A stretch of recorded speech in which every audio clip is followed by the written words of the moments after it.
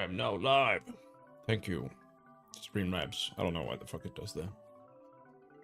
Oh, it's Stream Elements.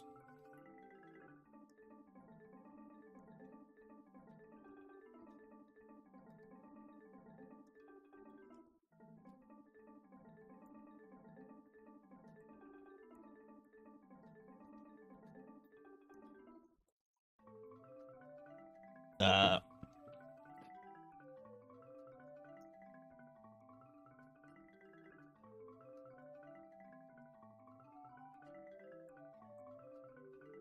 Good morning.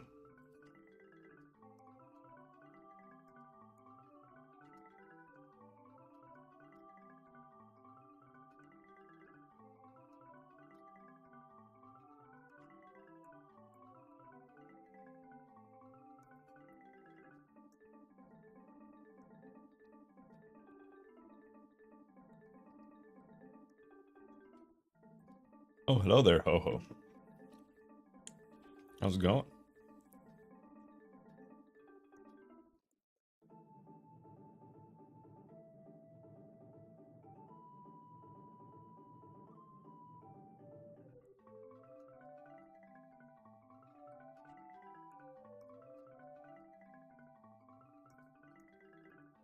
So,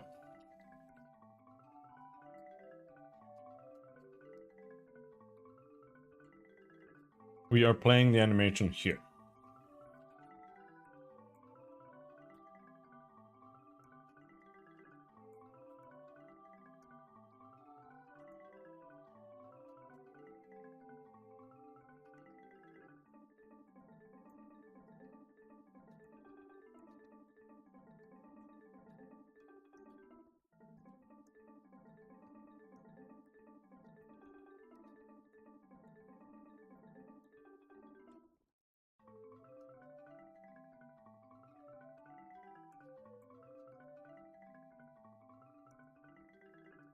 I'm not a huge fan of this.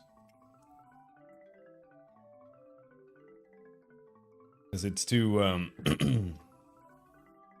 misleading. It says play animation, but what playing the animation is doing is it's literally just setting the sprite. That's it.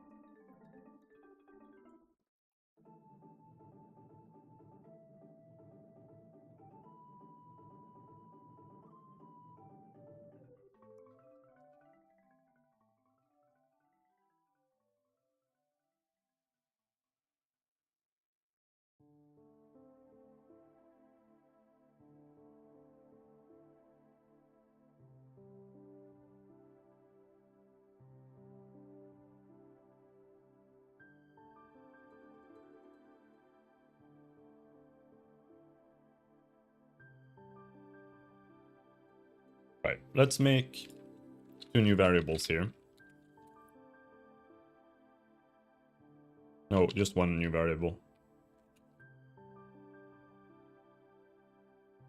Then here at the end, we're gonna say last index equals current index.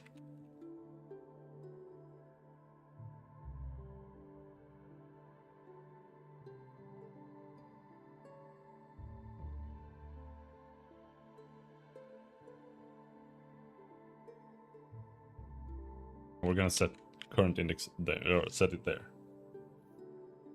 at the end.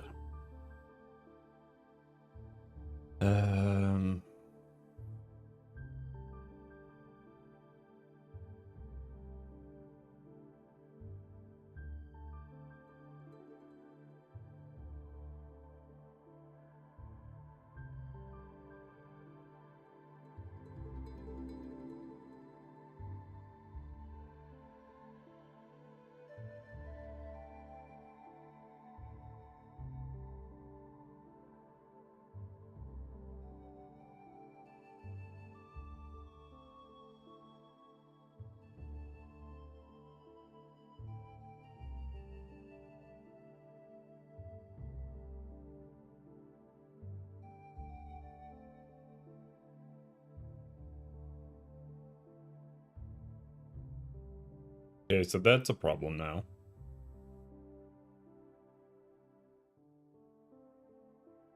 Because we're skipping the first update.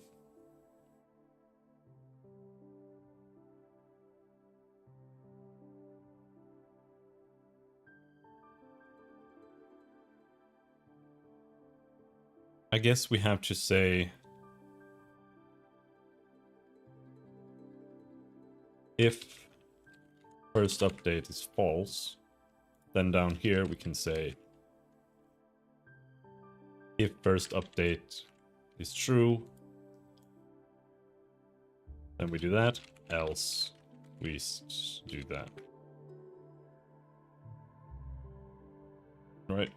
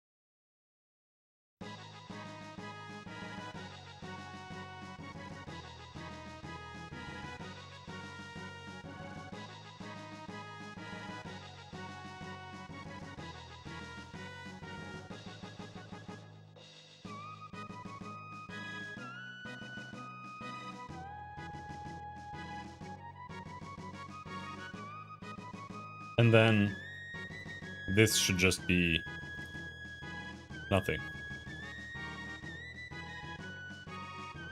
This should also be nothing.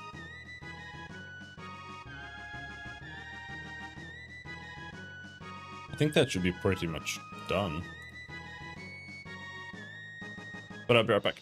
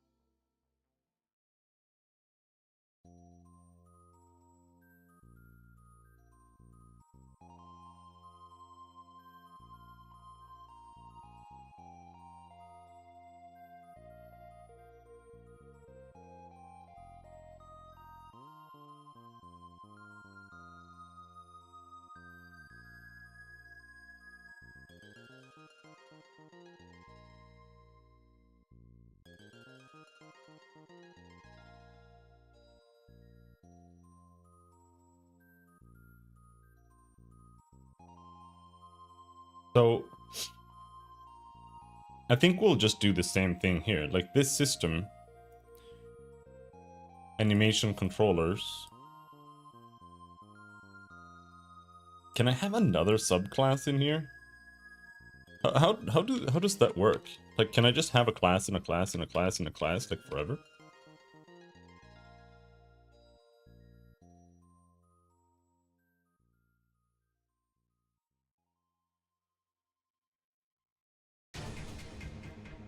Because it would be good to be able to just like sort these things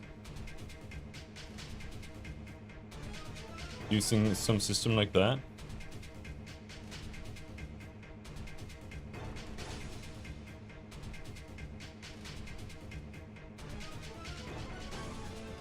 Seems to work.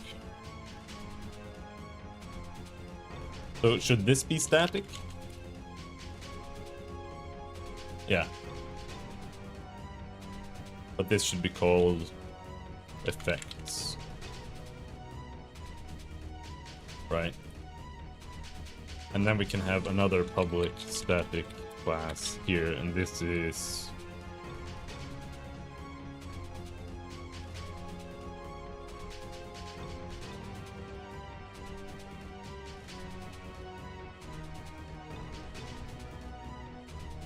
entities.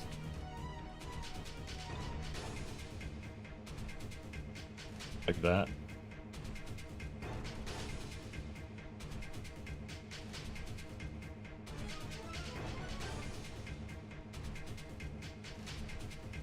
Maybe. But like, what other things are there? That's the thing.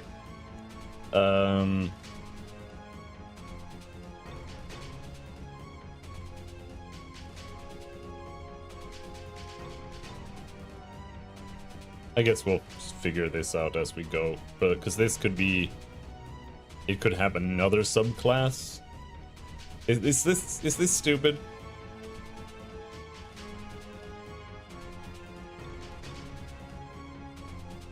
I don't know if this is a stupid idea,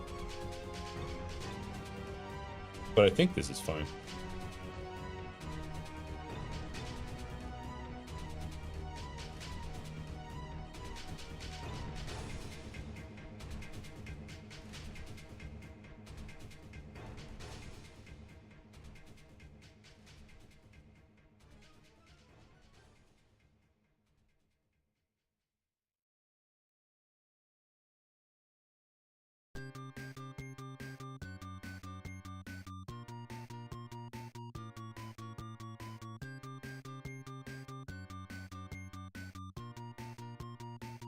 Then here I would like a public static, no, not public class.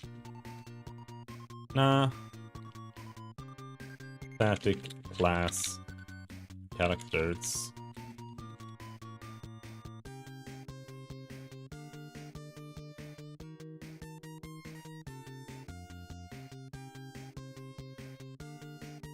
Because it would be good just to be able to sort this. Let's even call it main characters. And then here you have a public class, Ria.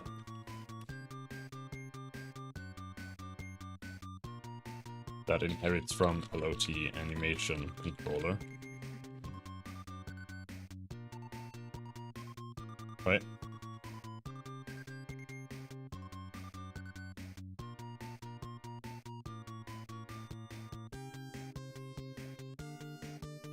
But now, the animation controller, right now, is only for effects, which is not necessarily the case.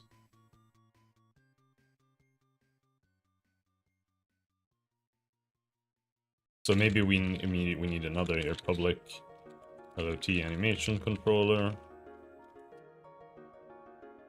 LOT object. I mean, we could just do an LOT object.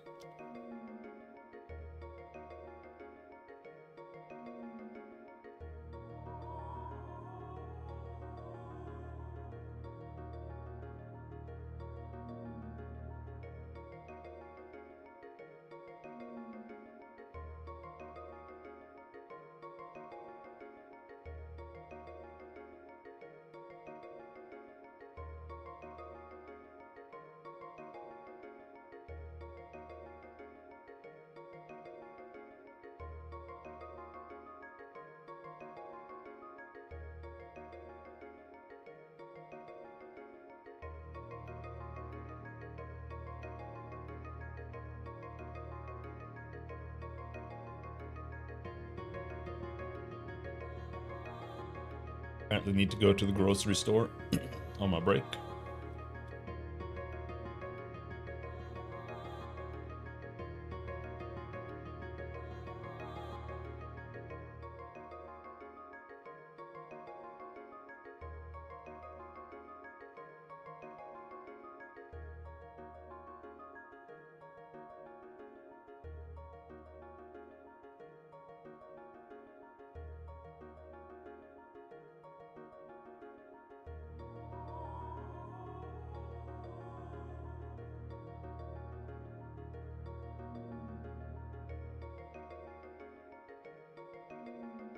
But let's not worry about that for now.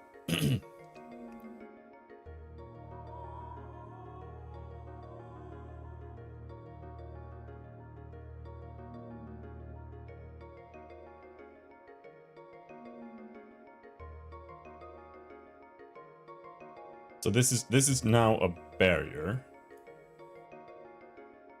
Oh.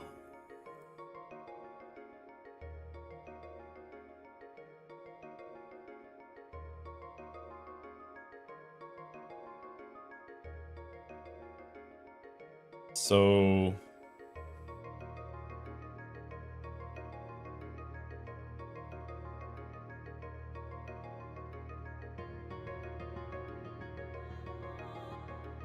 this is an effect. This is an animation controller. This loads all the animations, which means I shouldn't need to load it here.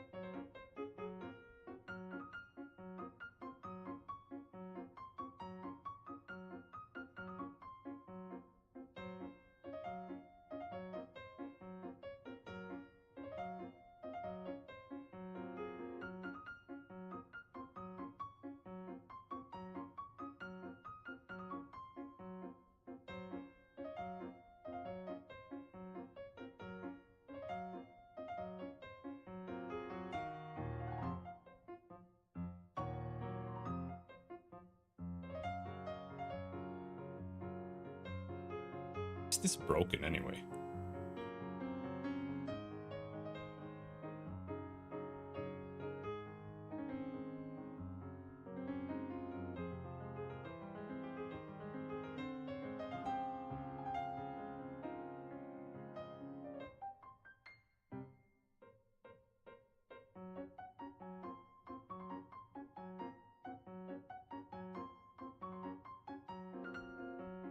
Right.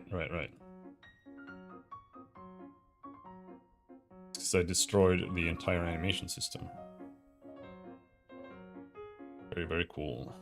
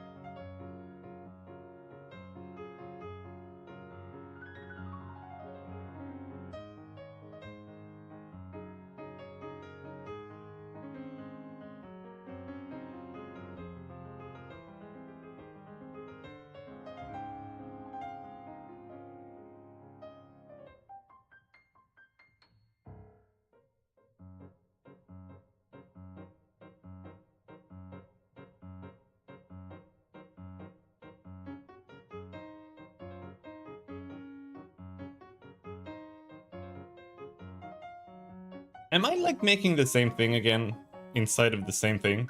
Like, what is happening here?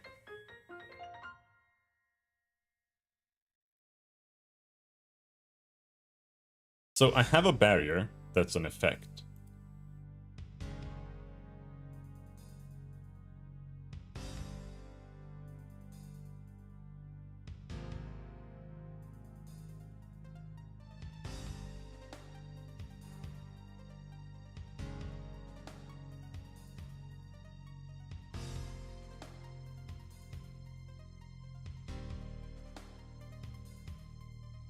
And the barrier has a barrier controller inside of it.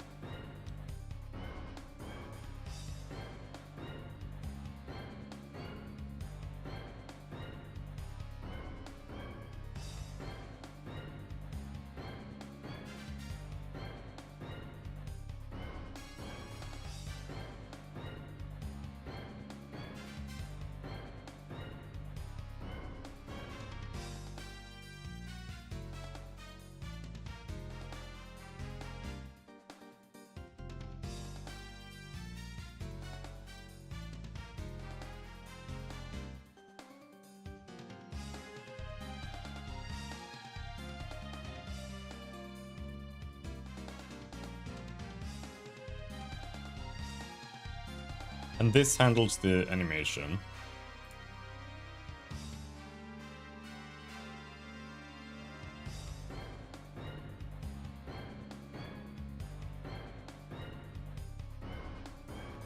But like, so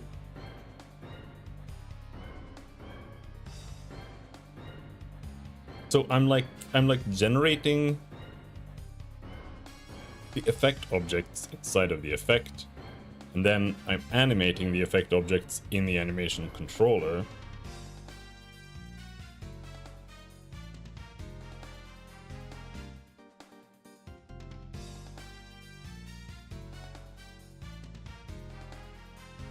Now I'm just wondering, like,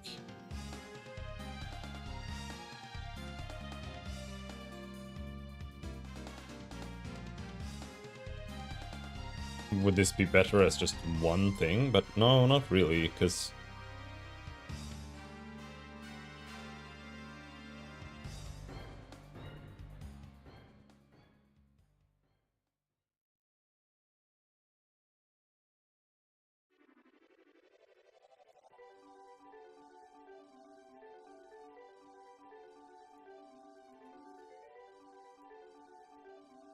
it's kind of weird. It's a little weird.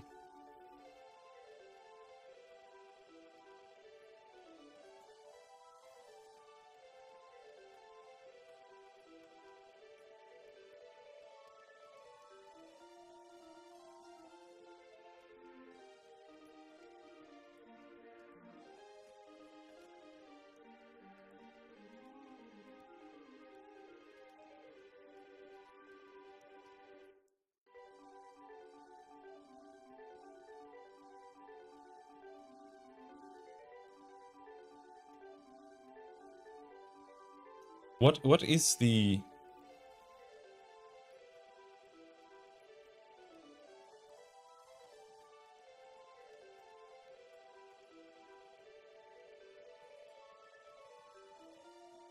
It's like, if the barrier itself, the barrier effect, creates the effect objects, and it also creates the animation controller, and then it like feeds the objects into the animation controller, then the animation controller is not plug and play, right? Like, you can't just plug the animation controller into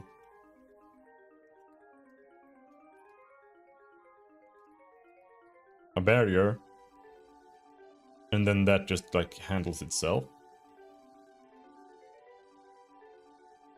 So the question is, should the animation controller be the one creating the objects? And in that case, what the fuck is the point of the effect? I guess just for clarity.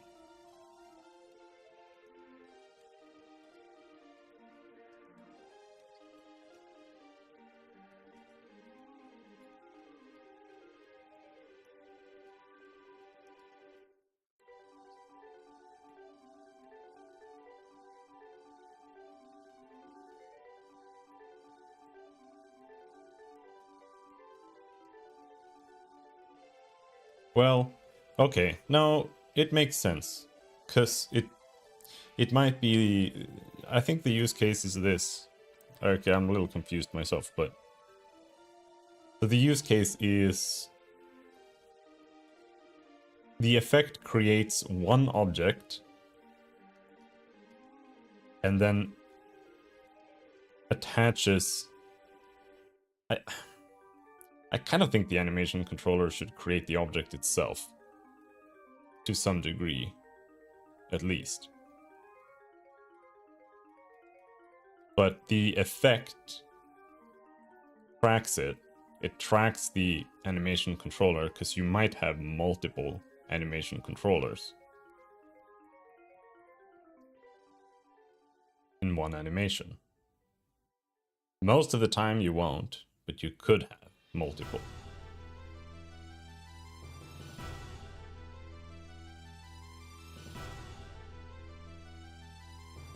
So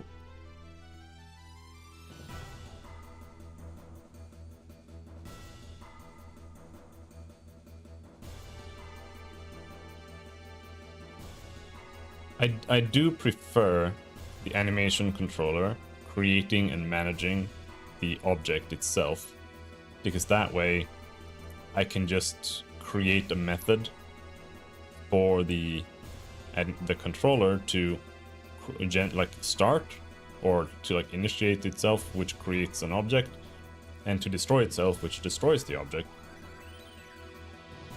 And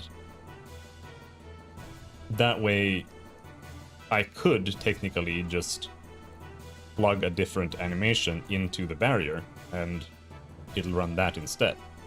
So it doesn't have to be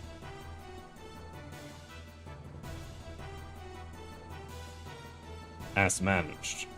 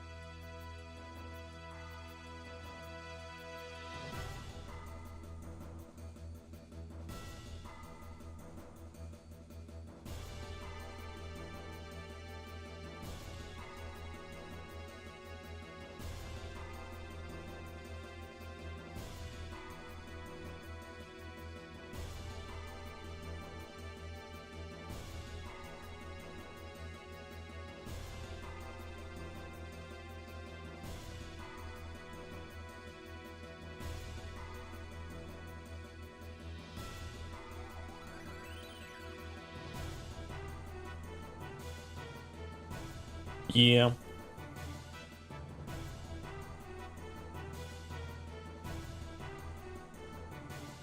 Effect data.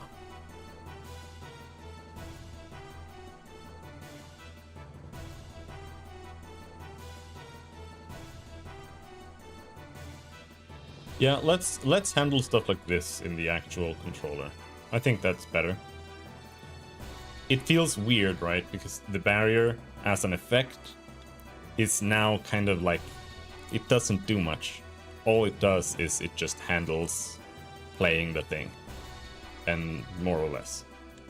It's a very, very light, or it's going to be a very lightweight class in general, I would say.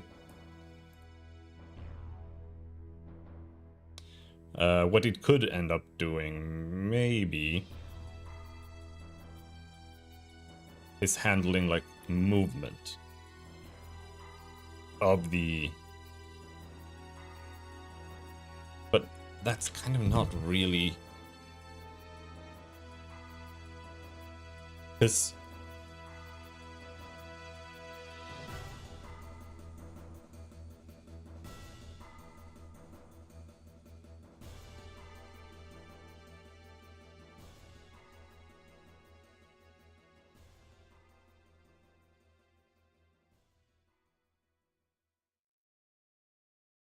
I'm not sure.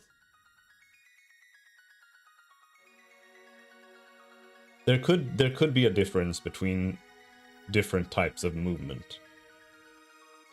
Right. For example, the effect controller could handle the origin point, right? So let's say you have something that's like spinning around a character or something. It's like an orbiting effect. And the orbiting effect is an animation, right? Like an animation is more than just flipping through sprites, right? It's everything that changes values really is an animation. So the spinning around, that's a positional animation. But the barrier itself, or the spinning is then handled by the animation controller.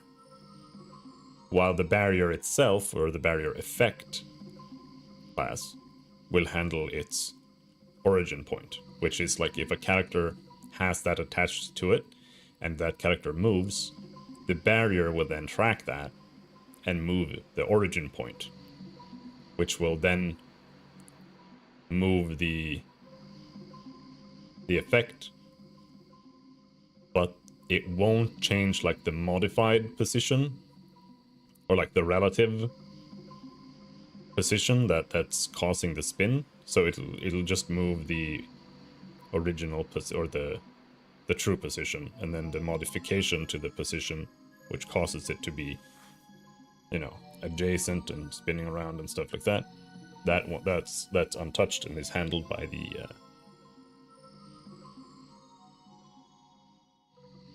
I'd actually need more positional modifier, or I might need more position variables.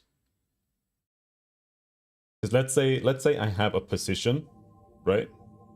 You have a position modifier. Well, maybe not. But what I was thinking was like, if you have a position, right? You're standing somewhere, and then you have a position modifier that can move your unit, or move a unit around a little bit. For example, when I switch over to combat, I move the characters using a modifier. So it doesn't actually move the character, it just moves it using a modified position value.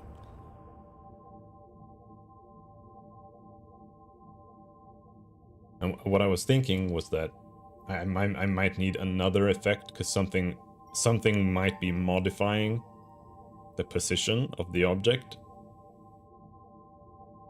separately, and then it also needs to be modified by being moved. But I don't think that's necessarily the case.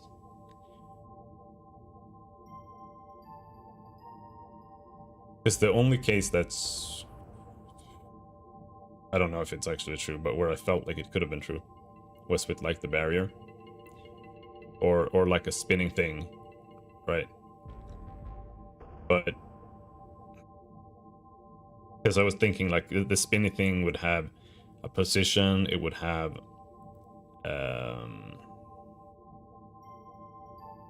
it would also use the modified position value, and then it might need to be further modified when it's being moved over, like if it's attached to a character and that character is now being moved over to, you know, combat or something.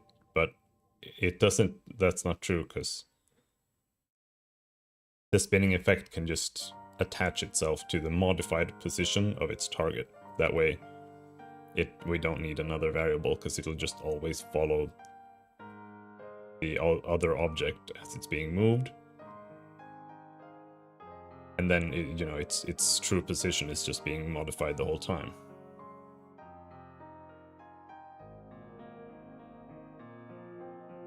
As long as there aren't any weird bugs with that.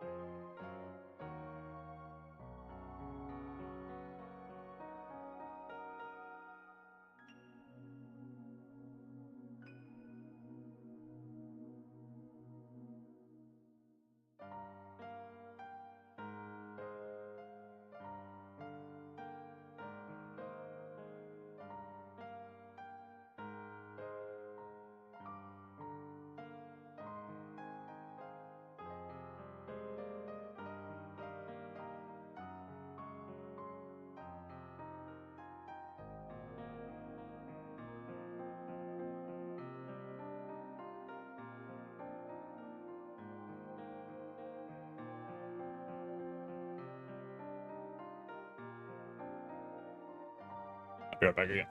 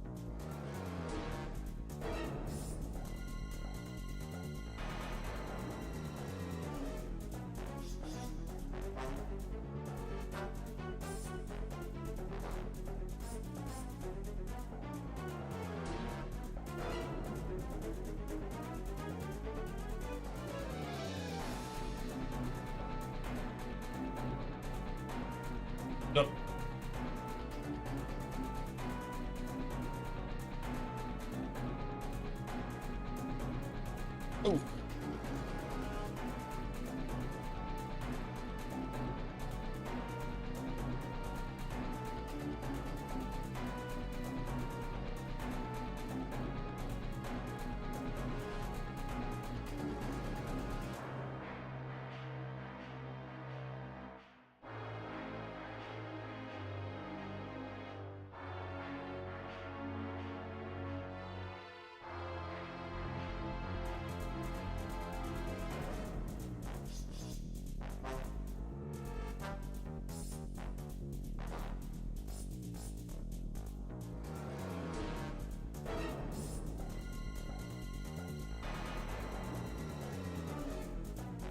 So this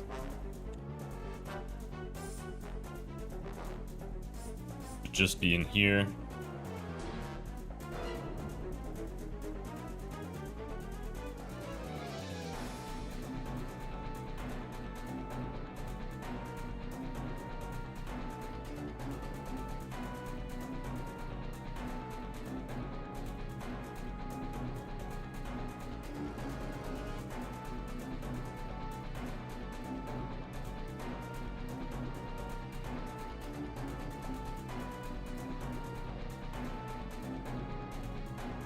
Ciao, ciao.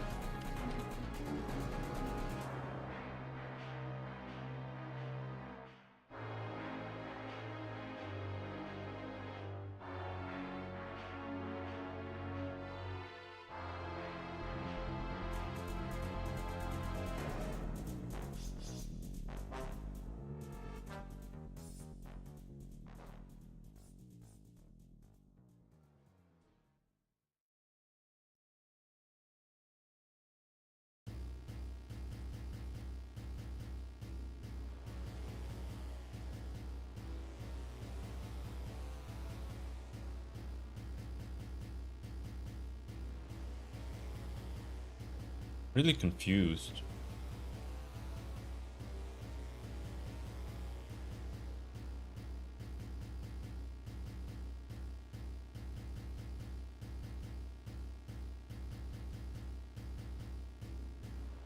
Animation data.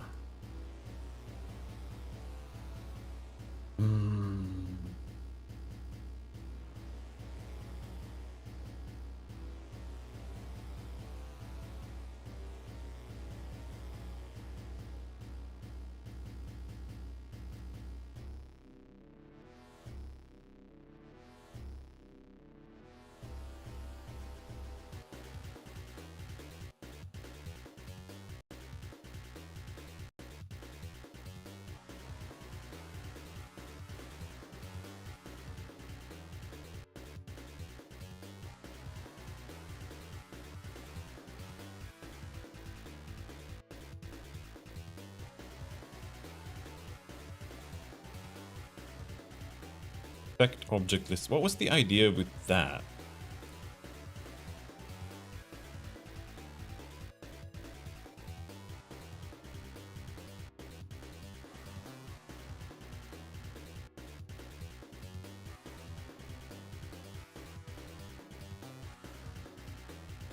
Here, the skill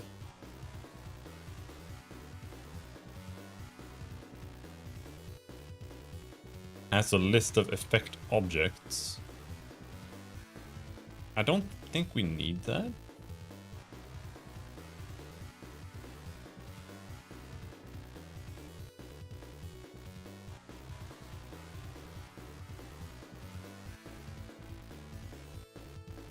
Yeah, no. That shouldn't be needed.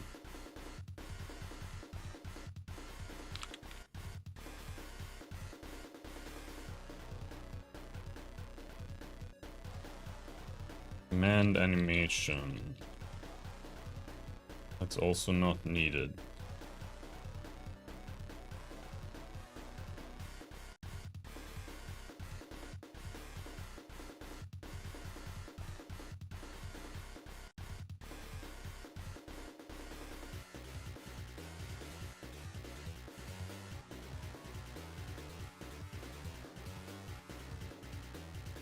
I think I should probably do the same thing with the audio controller.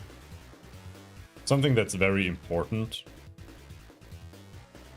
is that you manage multiple audio sources.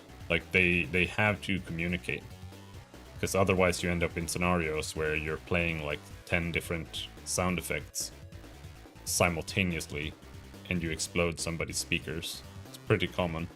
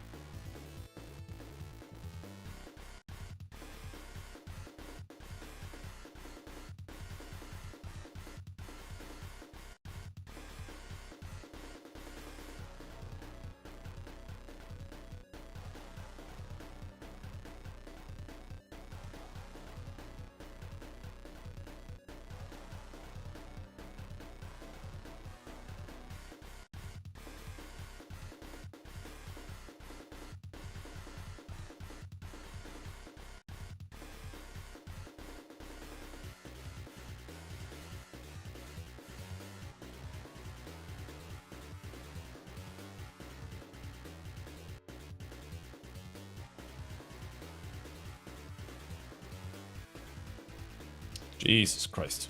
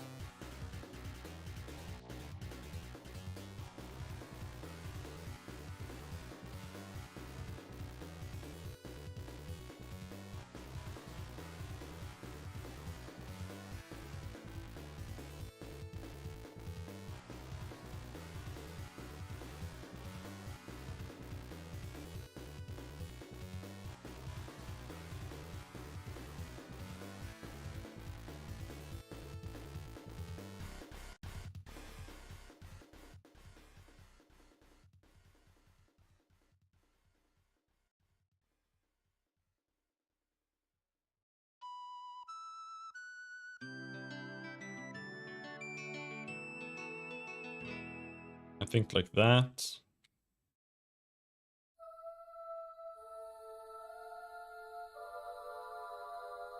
So the effect is not going to track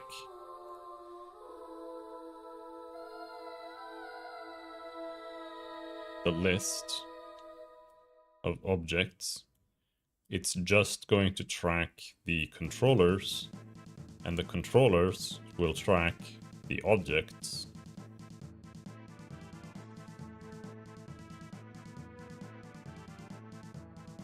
So we properly isolate each section from each other. That is the way I want the code to work as much as possible. But right now, a lot of it doesn't. A lot of it is like this, you know? And not a huge fan of that. So let's try to get this to be more properly done.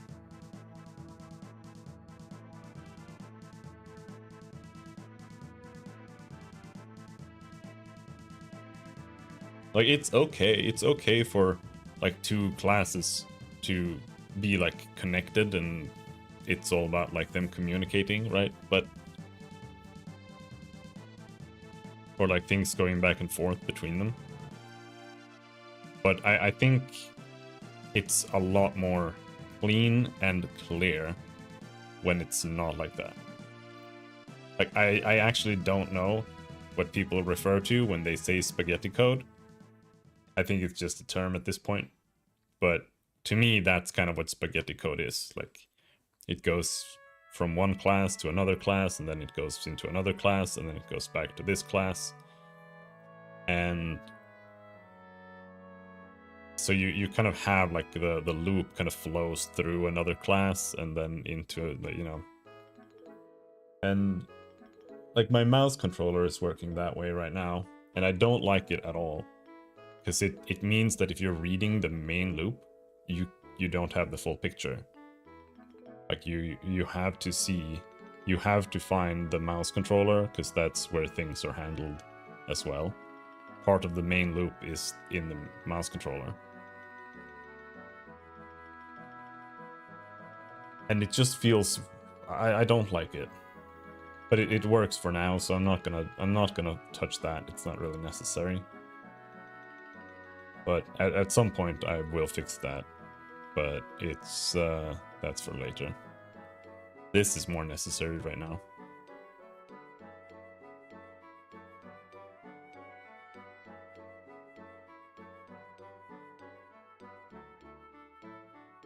But I guess we need to do something with this shit.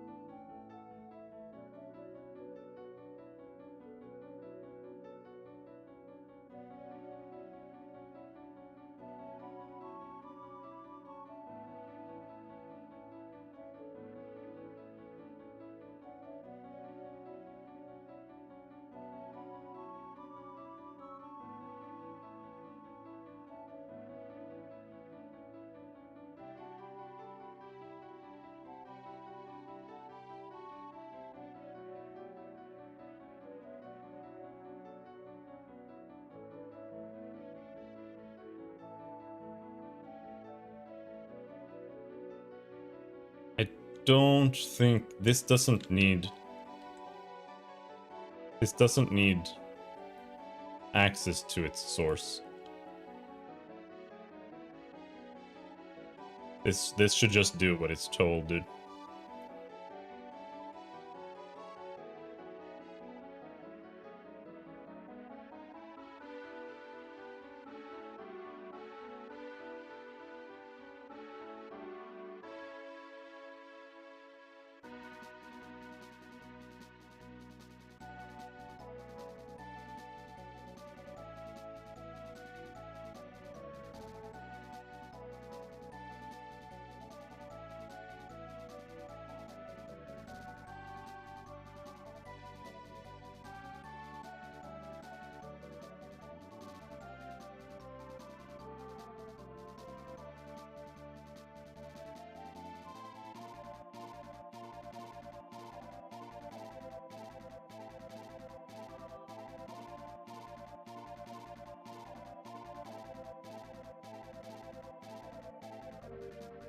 this isn't real.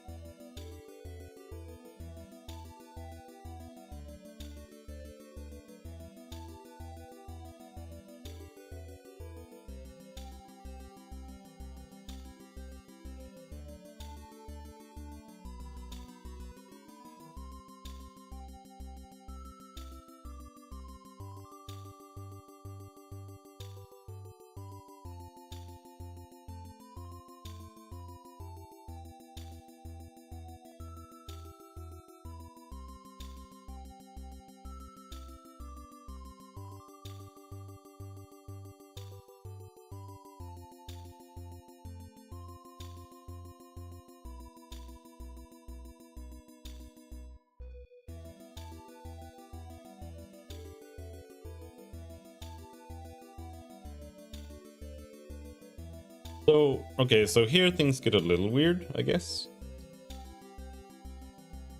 Because if the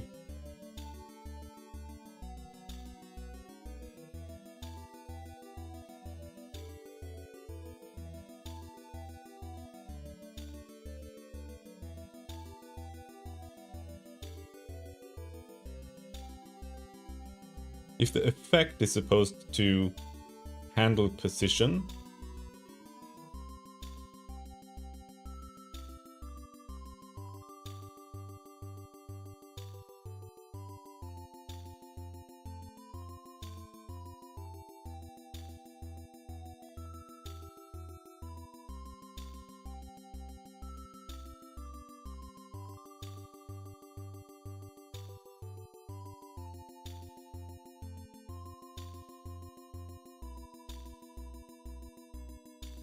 then it still kind of needs to communicate with the object itself. And the idea was for the controller to handle the object. And that means we have to create a function in the controller to set the position of the object, I suppose.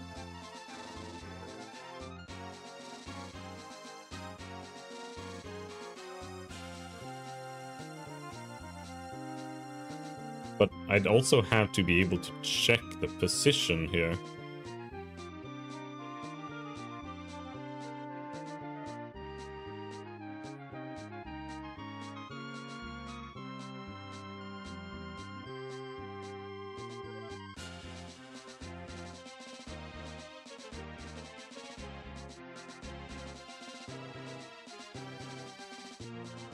Or maybe, because there is, you know,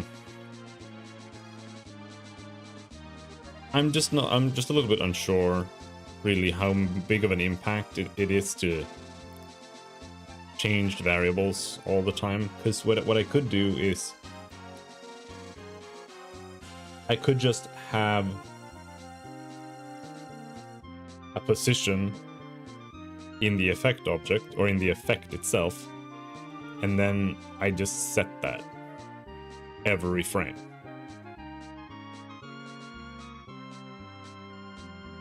And it's just going to be a vector3.set, which is fast. It's not going to be a new vector3. It's just going to be .set. But the question is like, how much of a difference is it between checking, like making a checking two vector3s against each other to see are they different, versus just setting? I don't think there's really any difference, so I might as well just set the value.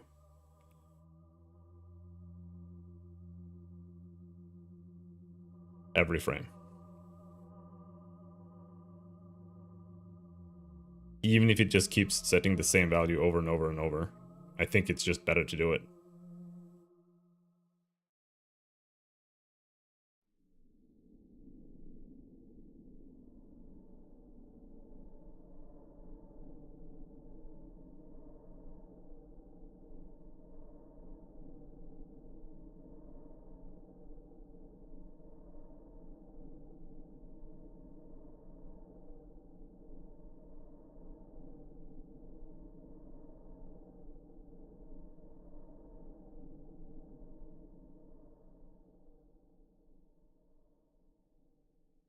This is that kind of thing that I know that I overthink.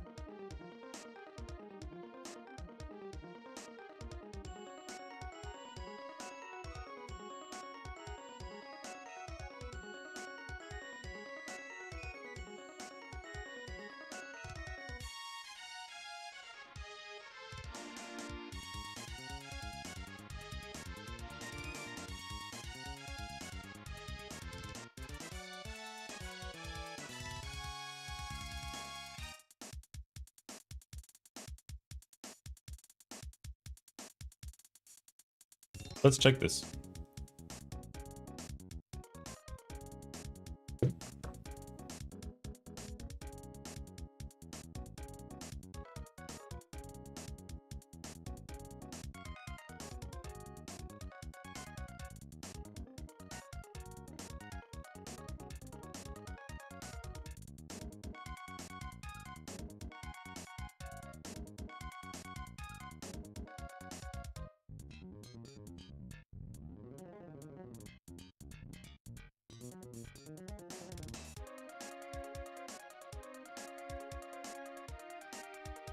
Wait, aren't there websites for this? Well,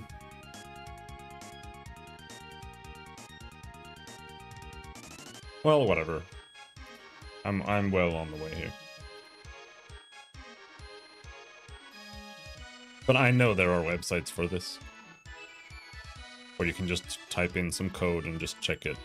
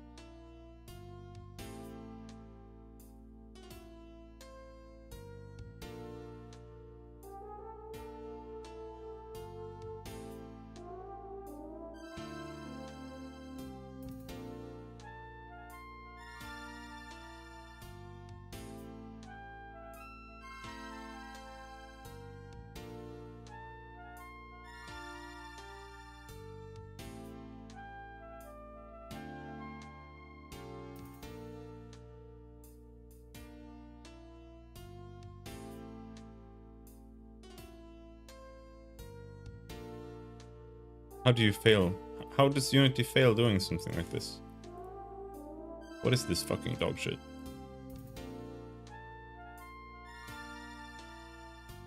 Oh my god, I don't care! Alright, let's try this instead. How is this gonna work?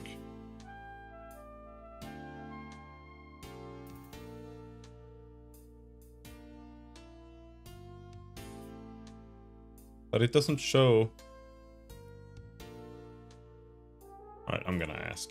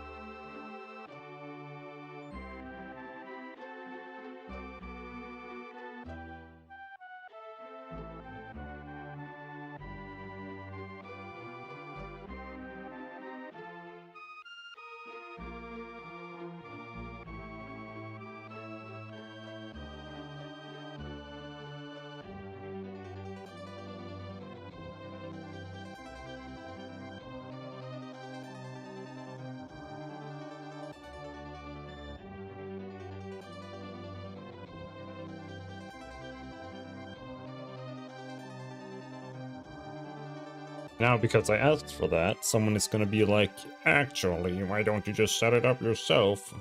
I'm like, yeah. I bet 10 bucks. 10 bucks.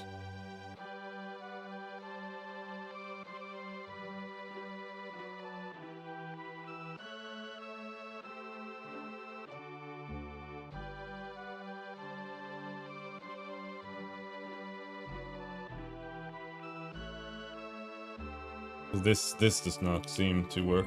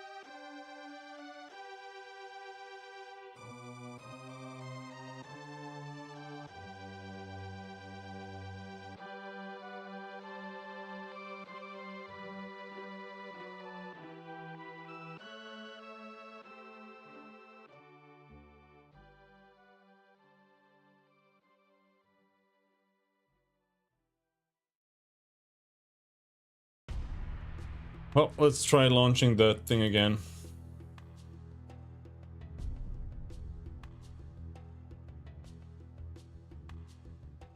I have no idea how Unity fails to just create a project. This is why I hate Unity. Like, it just doesn't work randomly because it's trash. Alright. I just had to force quit it and start it again, and now it's running just fine. I guess.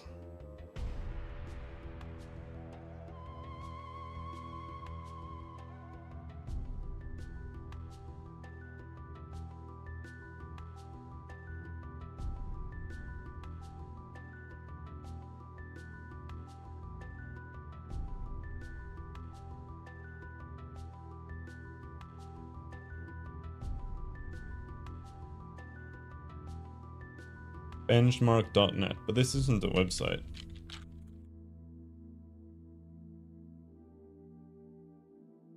This is like an entire package now. Ugh. I've seen it before. Anyway.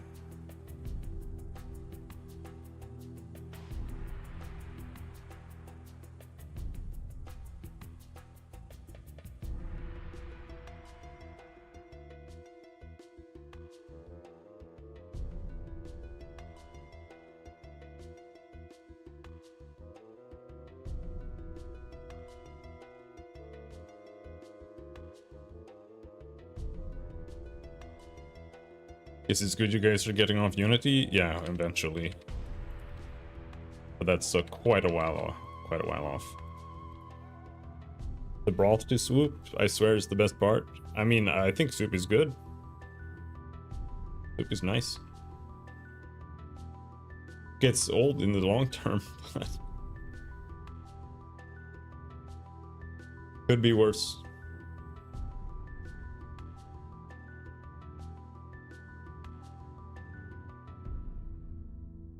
So what we're gonna do here is we are going to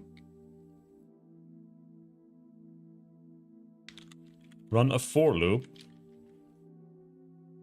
10,000 times, and we're gonna say vector 3 test equals new vector 3 0 0 0. Right, and then here we're gonna say debug.log start time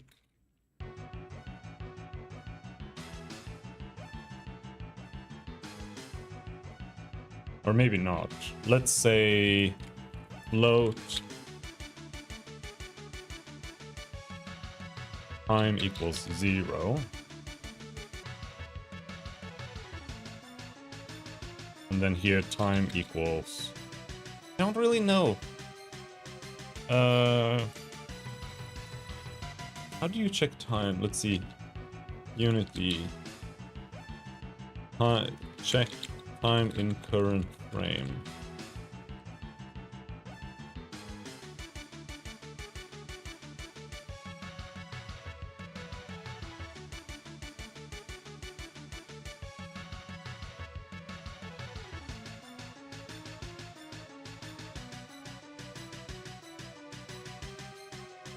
We want to say time equals time dot real time since startup. And then here we want to say 0. And then here we're going to say time2 equals time dot real time since startup. And then we're gonna say debug.log execution time plus time2 minus time.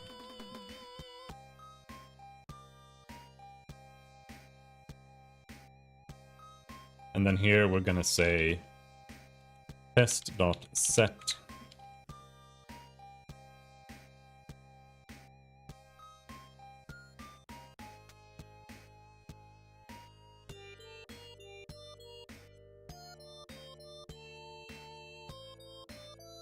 let's make this be a vector3 int. And then we can set the value like this, so that it actually has a different value every time. So that might change how things work.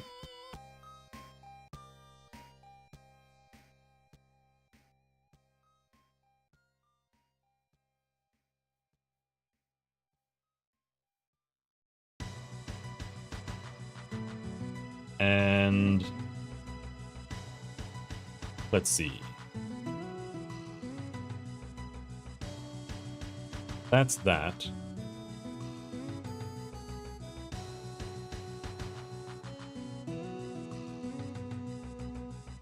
Vector3 comparison 1 equals vector3 int 0, 1, 2.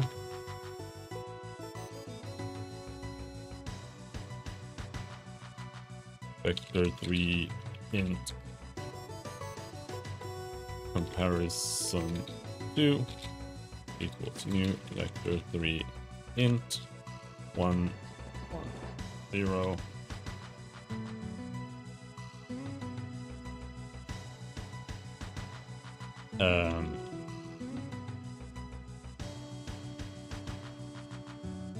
And then we're gonna say for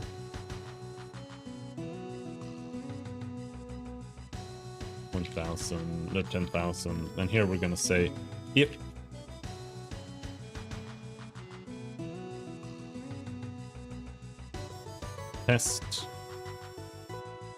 if comparison 1 is not equal comparison 2,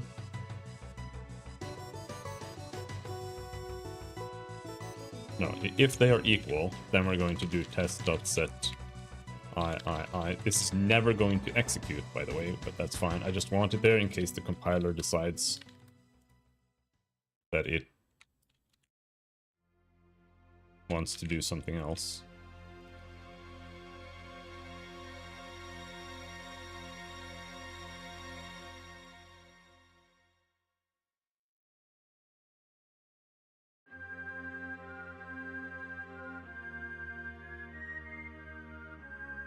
And now we just have to hope that Unity doesn't interfere with this.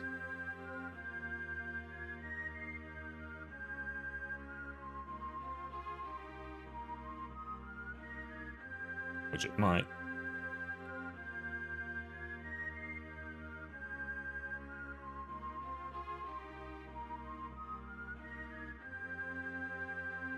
So setting is twice as slow, it seems. Checking is super fast.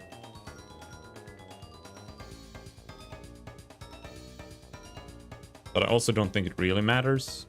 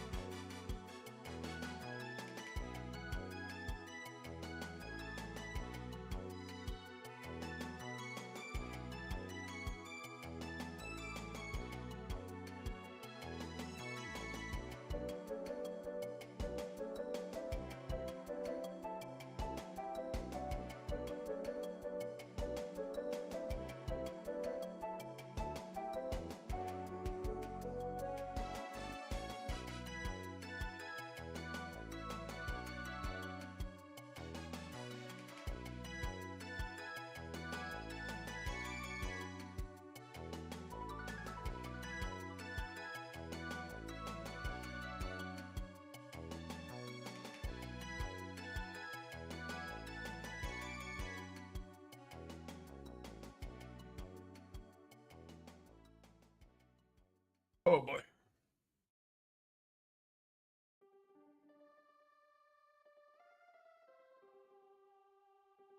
But the question is this actually accurate at all?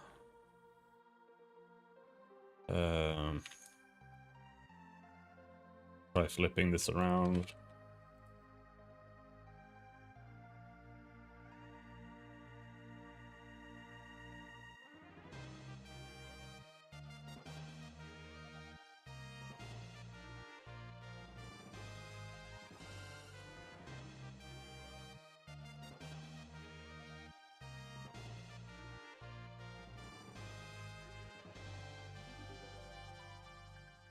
Yeah, checking is still faster.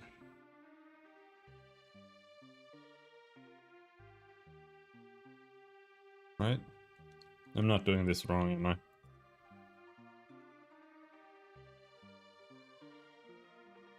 No.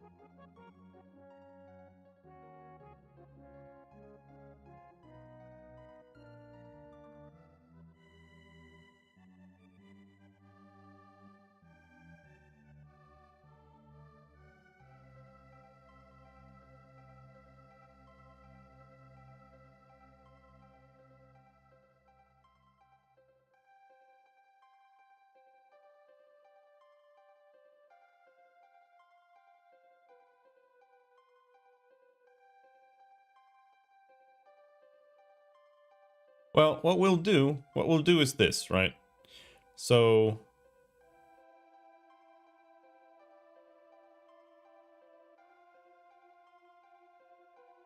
here.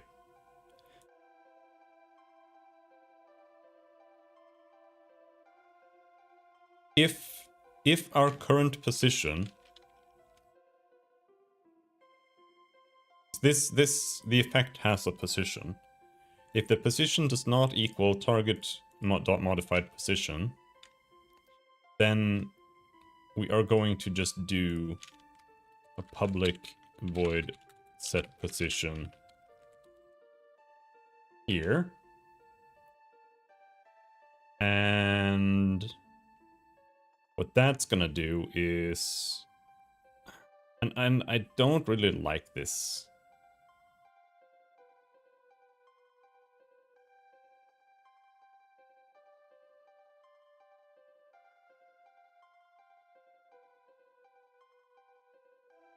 I don't really like this, because what I'm making here now is like this is just an object. In reality, like it now it has a position and it's got like all kinds of things.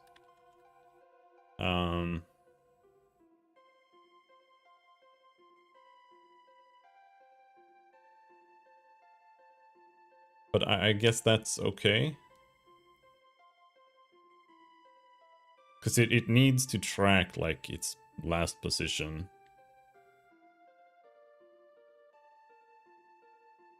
So if our position does not equal target's modified position, the position should be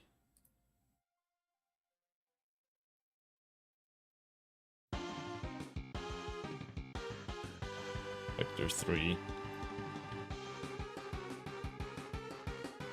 I can actually use vector 3 ints for positioning.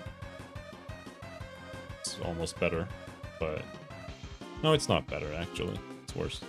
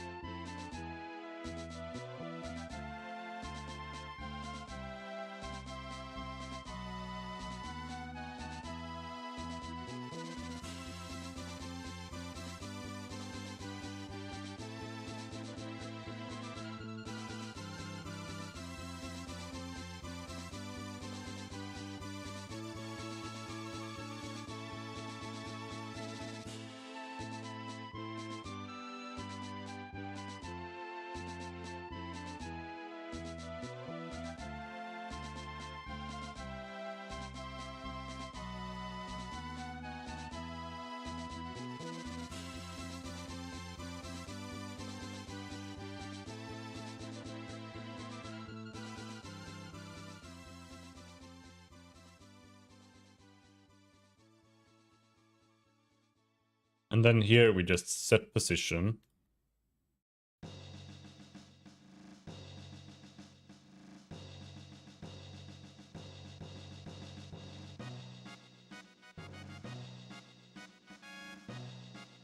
And then we're gonna say this dot position equals position. But then it also needs to say barrier controller dot set position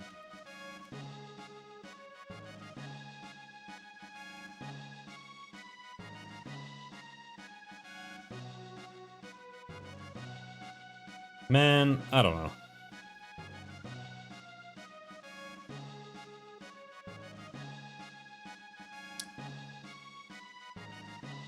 Maybe this is the way to go though.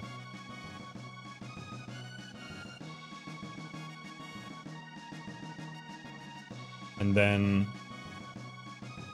we go to the animation controller, go in here. I'm gonna add public virtual void set position, and that's gonna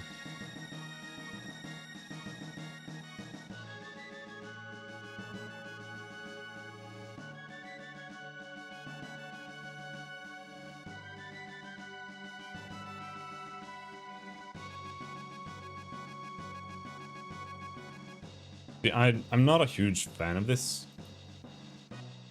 It's like, why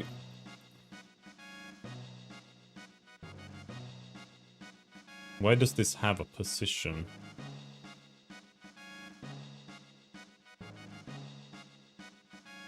Maybe it should refer back.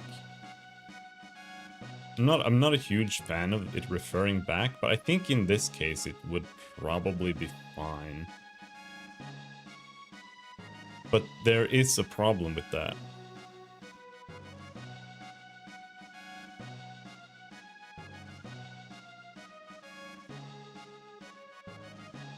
And it's that an effect is just an effect. I wonder if I have to do something like this. Hello, X-Men, how's it going? I'm alright.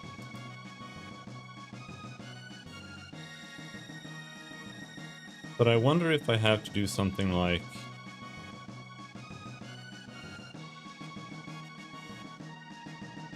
And I don't really like having to do that.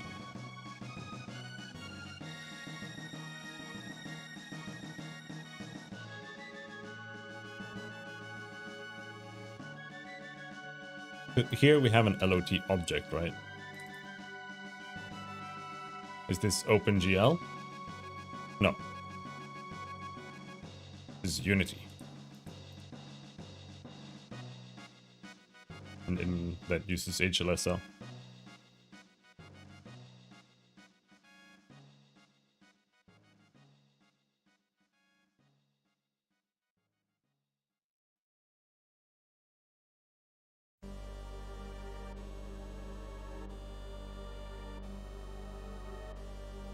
So I feel like I have to do something like this. I have an object. The object is meant to be like the base thing, but it kind of isn't. So I ended up adding like so much shit to it. So I feel like I need another class. Just called LOT entity.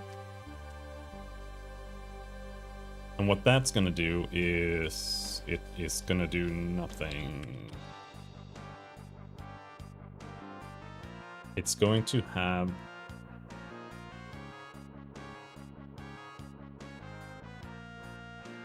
a public vector3 position.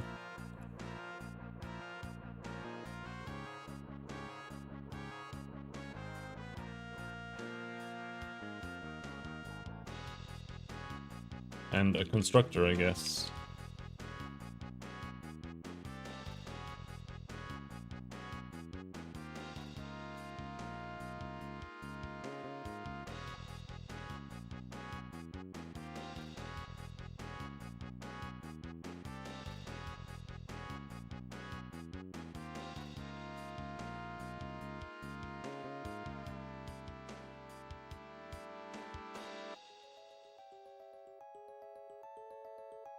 And then this inherits from LOT entity.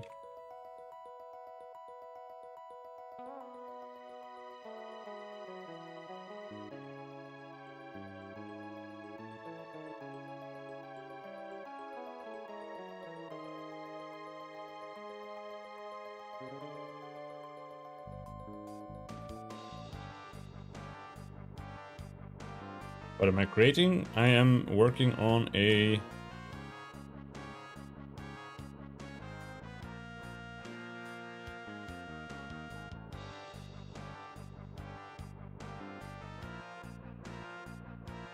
What about this then? Is this valid?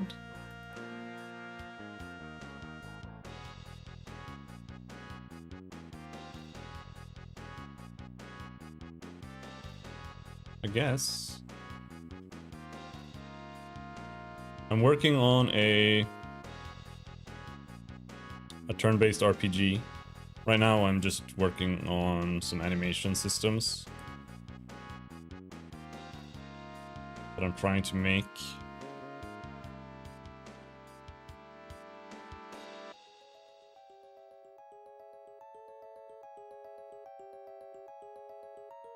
And right now I was working on effects, like visual effects, and I was creating an animation system for that. But I'm moving more into the characters also using this same animation system. So now I have to convert effects from just being like thing into being an entity, just like objects. I think.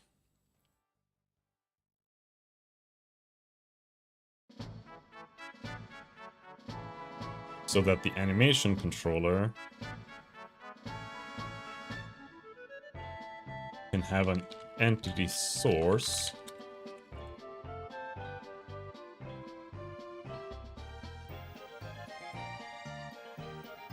that it can refer back to.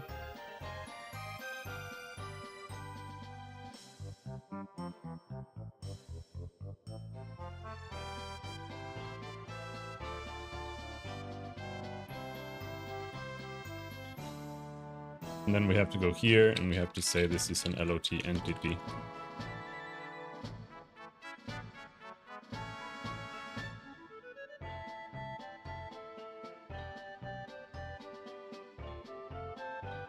Well, it's not bitching about... I'm a little bit confused. I thought it would start bitching about the constructors or something. But I guess you can just do whatever you want.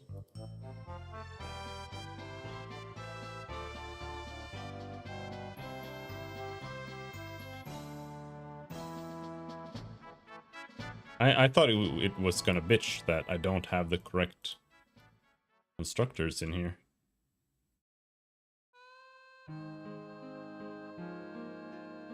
But now it's doing that.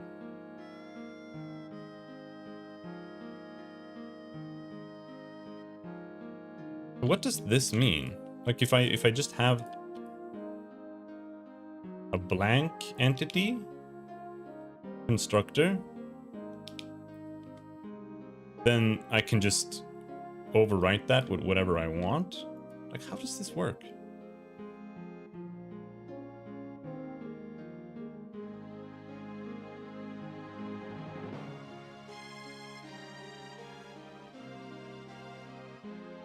Or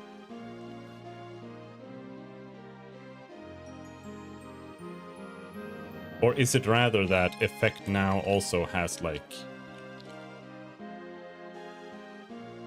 By default, it has a constructor that looks like this.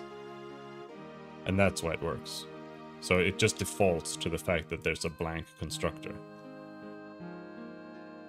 Is that kind of... See, that is kind of sus.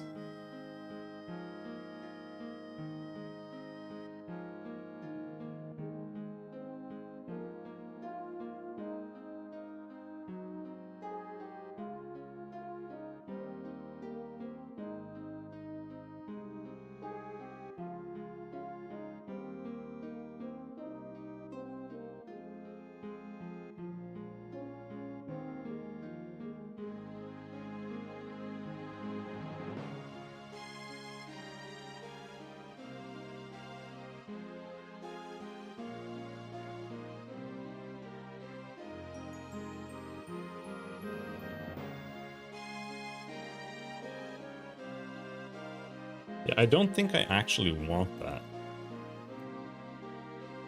Or do I? I mean, I'm not sure.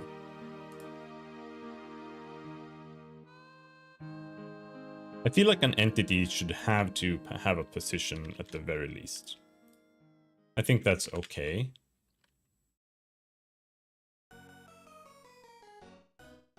But then what that means is that I need to create every single overload in entity here.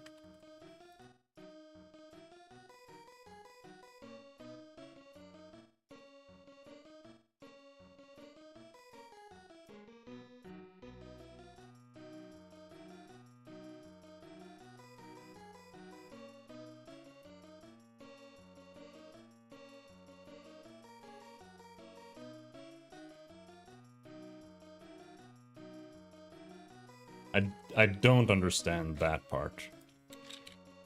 The base.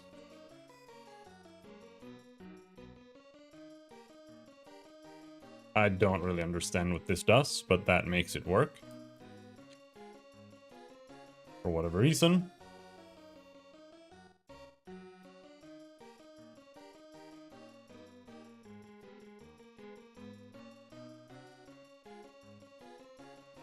So I feel like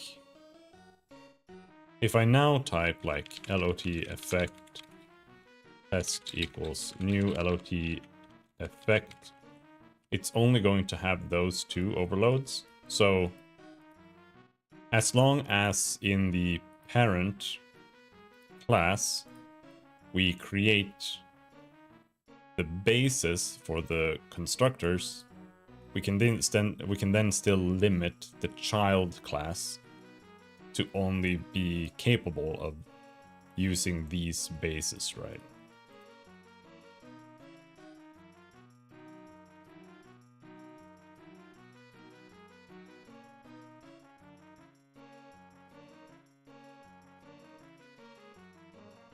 So what we need in the entity is just a bunch of different constructor skeletons, I guess. I find this to be a kind of a strange aspect of C#. The constructors specifically feels kind of like hacked together somehow. It doesn't feel very clean.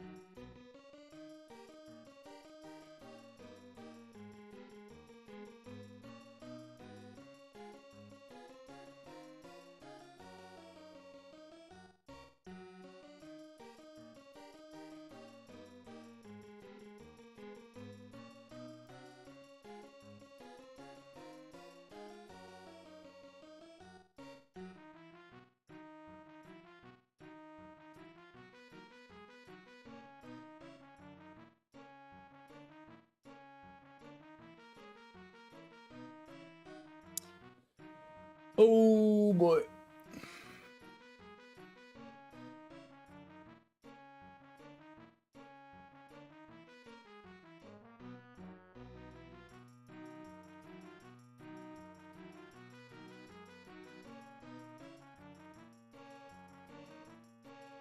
I feel like we are muddying the class here, but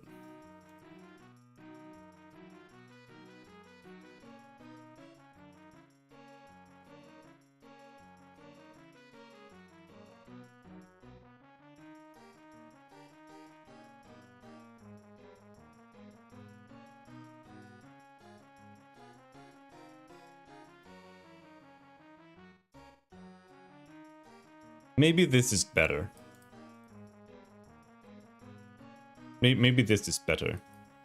But wait, no, the reason for this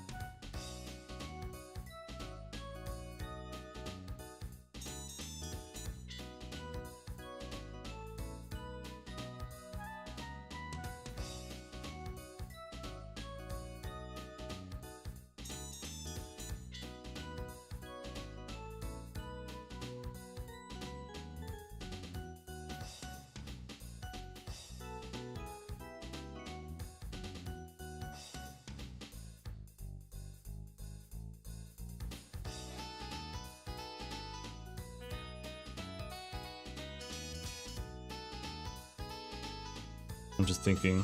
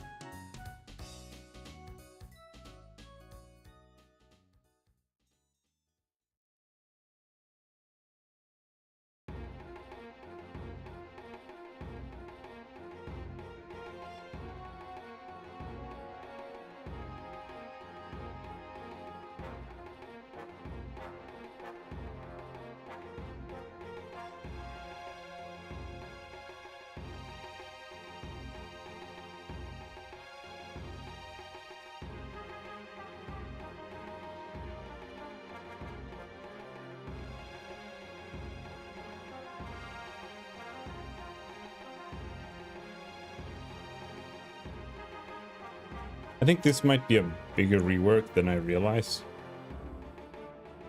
To some degree.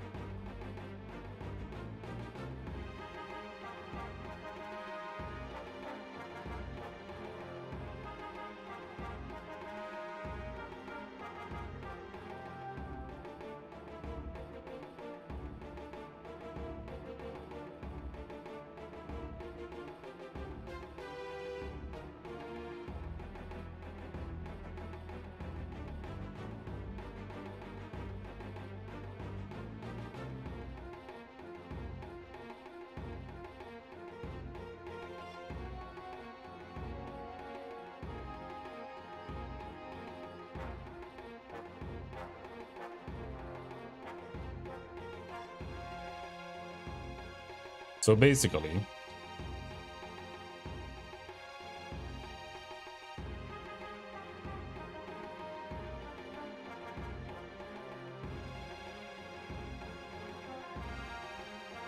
I'm creating an effect here. Right? So we have an effect. The effect then creates an animation controller. The animation controller then creates an effect object, right? But here's where things are a little bit muddy, where I don't really like this. So right now the effect object is the physical object in the world, and this has a position. Like this is where all the positional data is handled. But I still need to have positional data in here, right, in the effect, which means that unless I connect this back to this, I also need to have positional data here. You know, I need positional data there, positional data there, I need positional data there. And this is all just redundant. It's so dumb, right? And now, because I wanted to use this animation system with my characters too, that means that characters are objects, or they're currently called object scripts. It's not a very good name. And then that would, the object script here controls the position. All right. And if we then add a controller there, then this would be an animation controller. This would then point over here. And then this would also need to contain a position for no reason. And then this points over, like here, the animation controller, or here rather, we have an effect that handles an animation controller that handles an effect object, right? But here, we have an object script that handles an animation controller that actually controls the object script.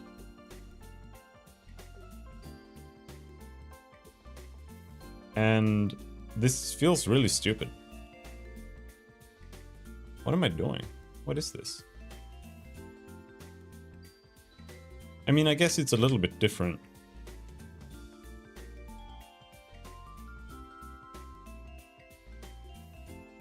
Because here, in the top case, it could be like this.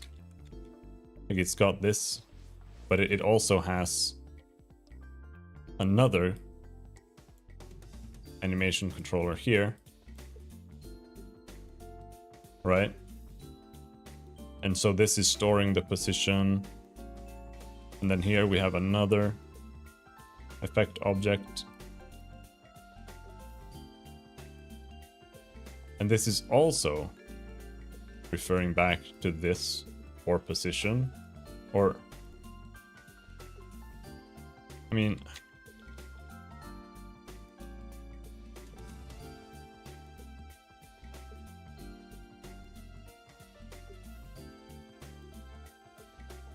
I just don't like it.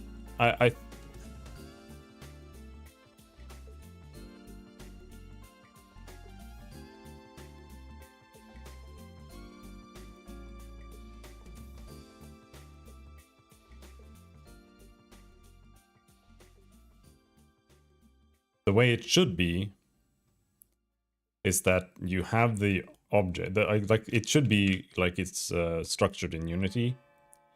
You have the object that has the position, and then you have an animation controller. All that is doing is changing sprites.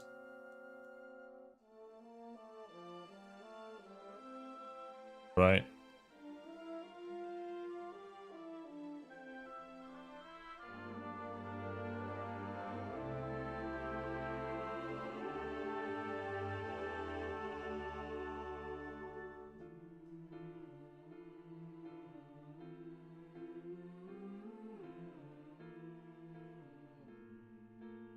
So up here,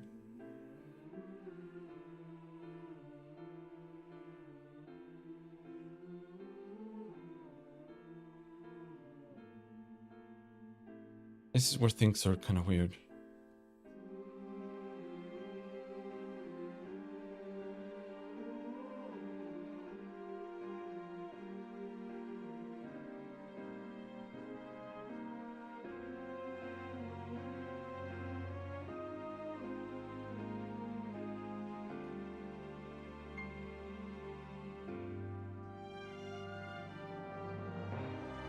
So it could be something like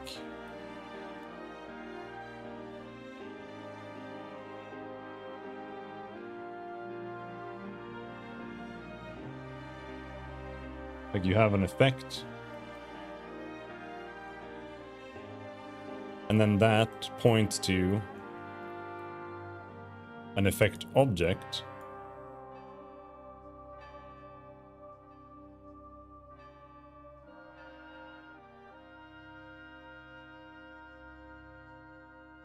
And the effect object has an animation controller attached to it.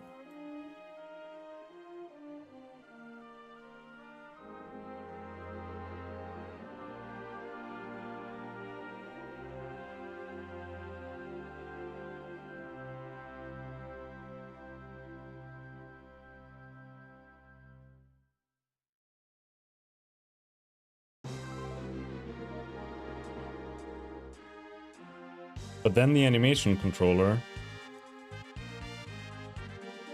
just becomes about flipping through sprites.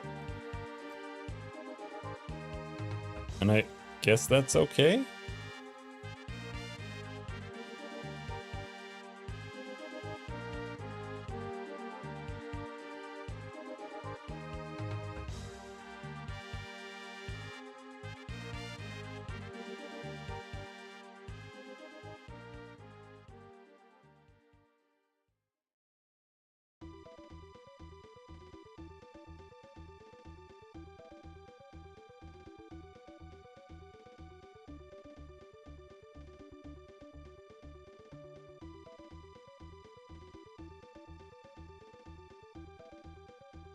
No, I don't like it. I mean,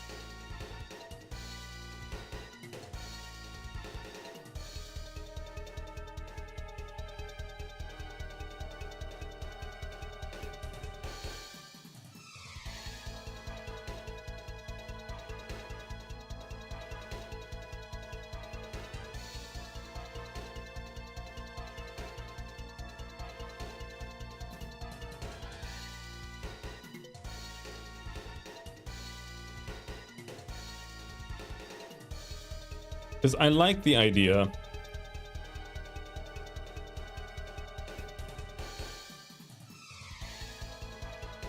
that I can just kind of plug in the animation controller of anything into any object, and then it just works, and it's just like transformed into that thing now.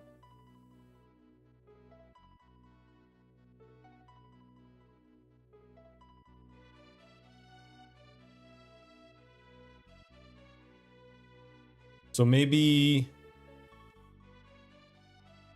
this is how it has to be. So here I have LOT object.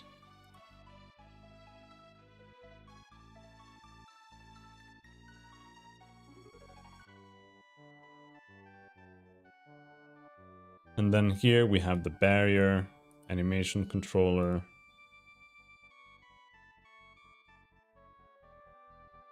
This is now calling an effect object. And an effect object inherits from LOT object.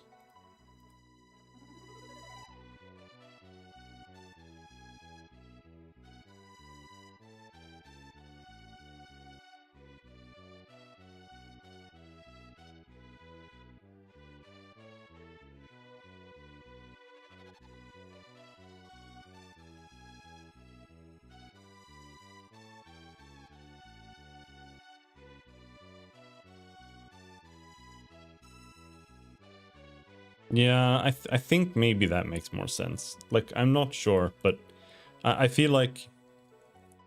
Because again, right now,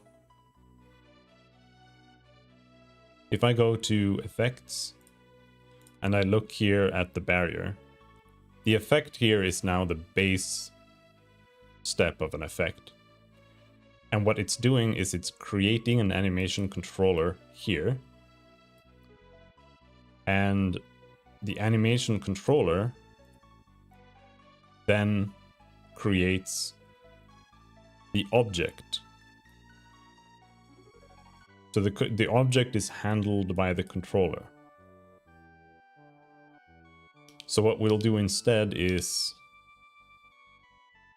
the effect will create the effect object, and then it will attach the animation controller to the object.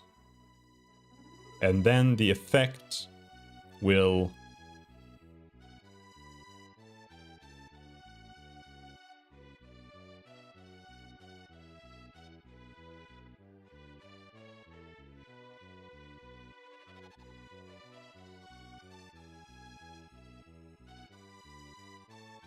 handle the base. It'll handle like the position of the effect itself, which does again make the effect kind of be an entity.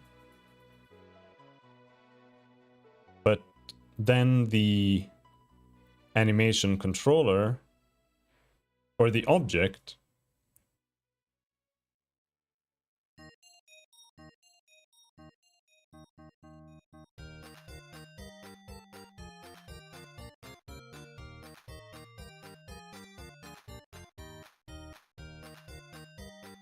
should it just refer back to the effect?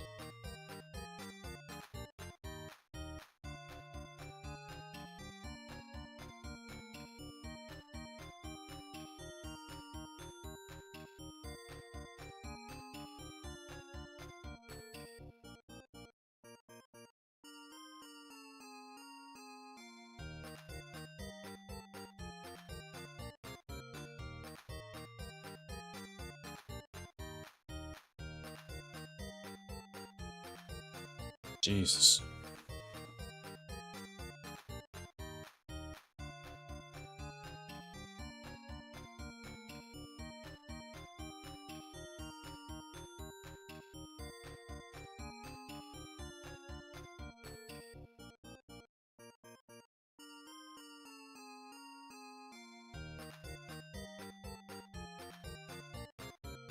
I feel like I'm making the animator do too much. The animator should only animate, I think. Like, I do think it's mostly just doing that, though. But it should only modify the position modifier and change sprites and like animate colors and stuff.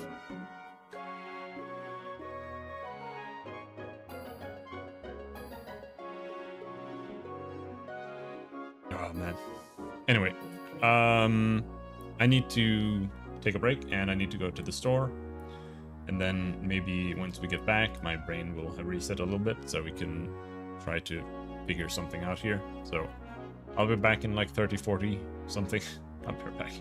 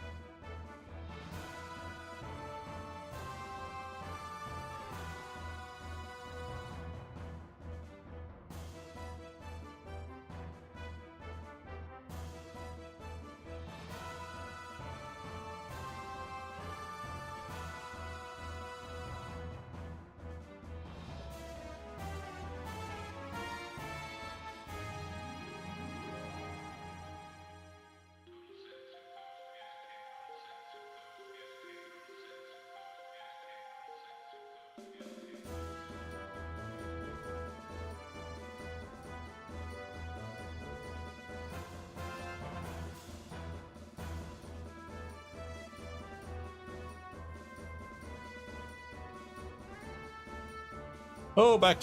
All right, that took literally an hour. Good stream content.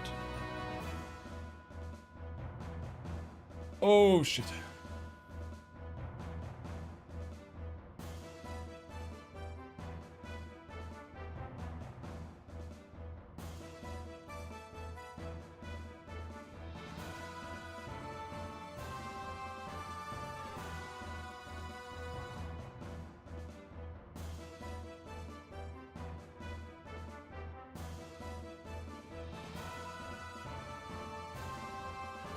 Thank you.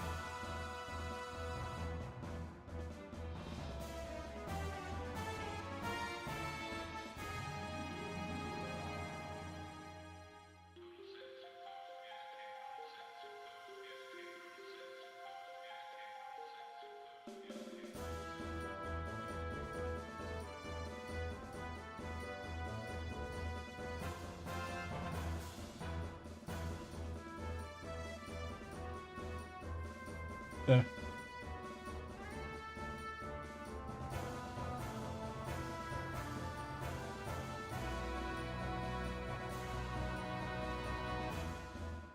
Yeah, that's intentional.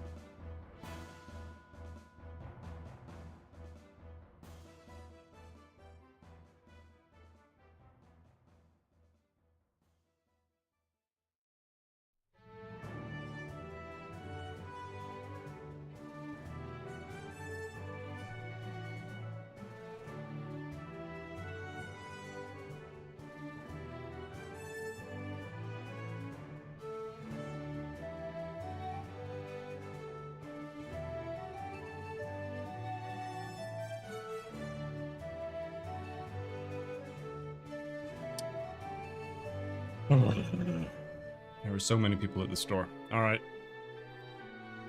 Can we figure something out?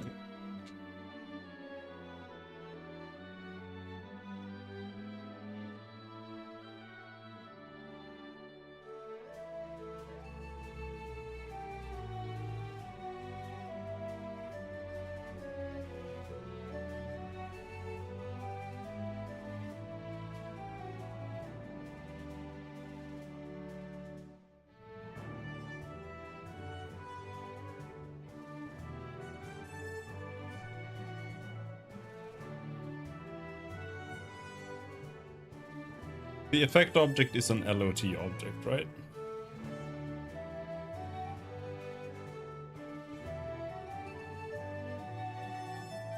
I actually think that effect objects are unnecessary now. Maybe.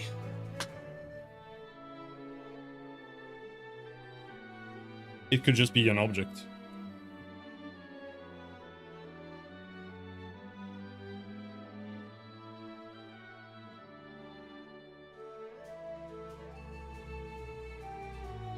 Because what does it have? It's dimmable. And that's it. Like the effect data.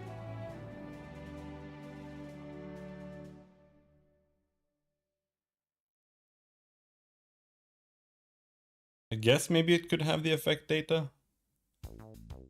But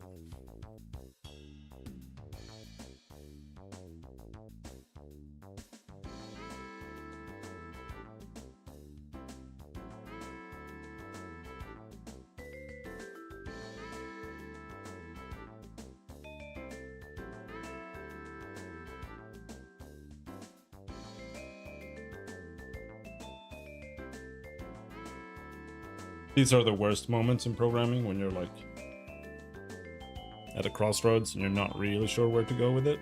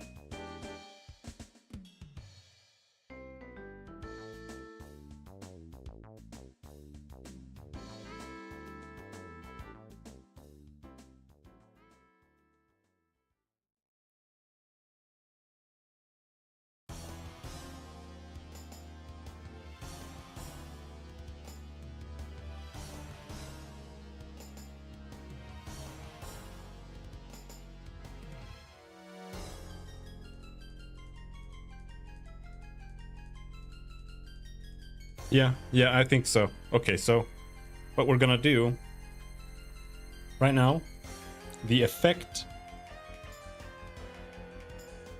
controls the effect animates right now, and then it sends the animation off to the effect object, which then sends it to the animation controller, which is kind of weird.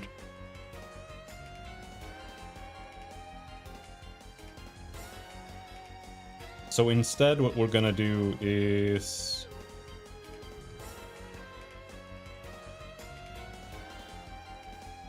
the effect is going to control the effect objects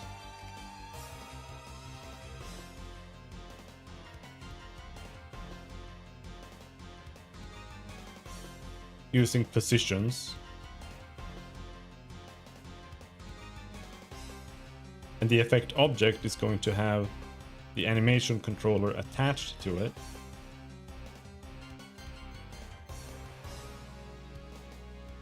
And the animation controller will then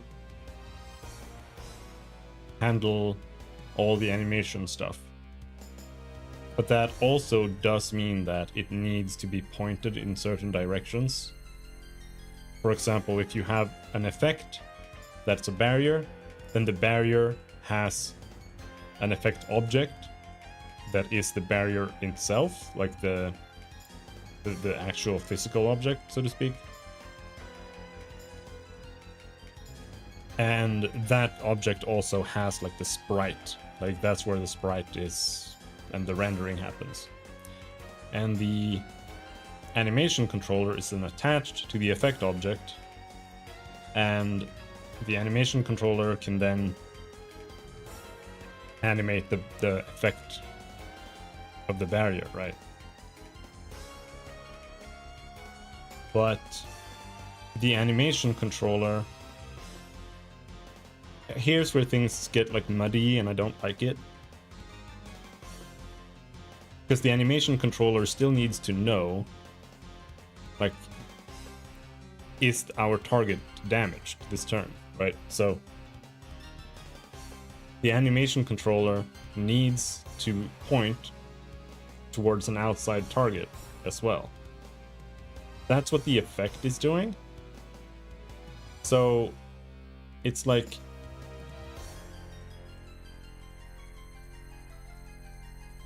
there's so many connections that I don't like.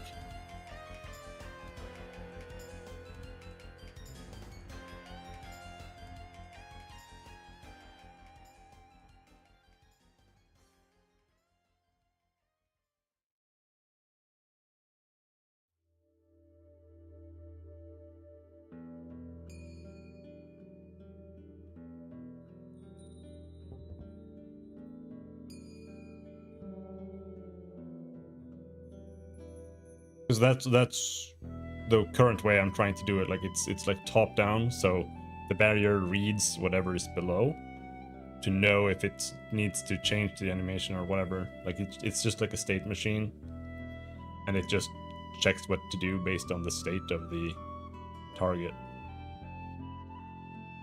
But another way to do it is to make it so that when a target takes damage, it then like checks for barriers and then tells the barrier that it needs to take damage. But I don't like that. It's too direct. It would be better to just, if you take damage, you set a flag on the character, took damage this turn, next, or this frame, next frame, clear it, and then everything that needs to react to the target taking damage can.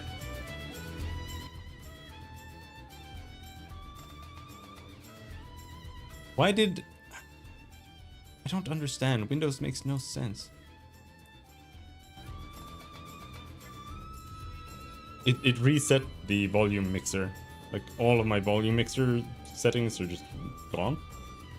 Because I installed a new SSD, which is just the storage drive.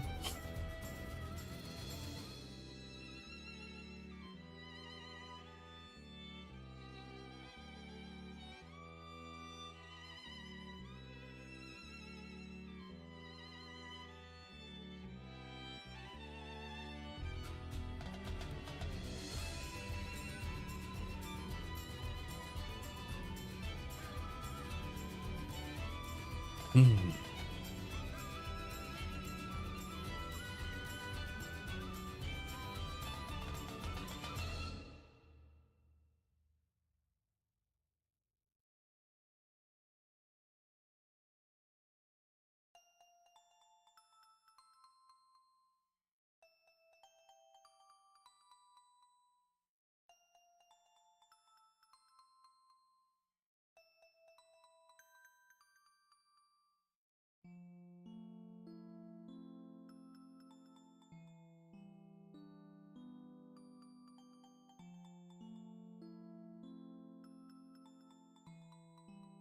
Hello, Harukai.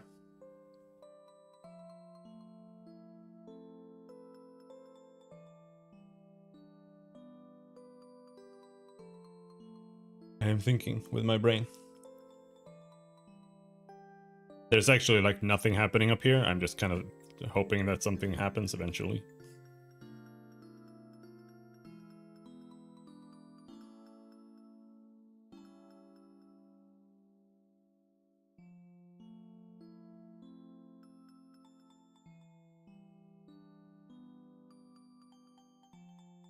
But basically then,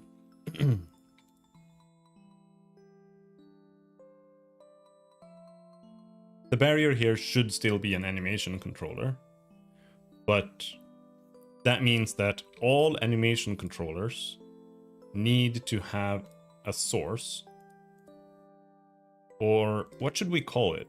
It should be called...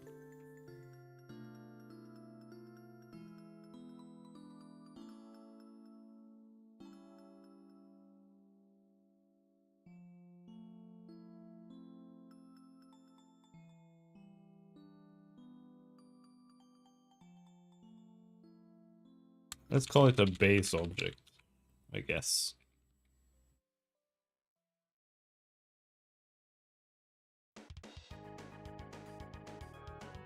And it should be an LOT object.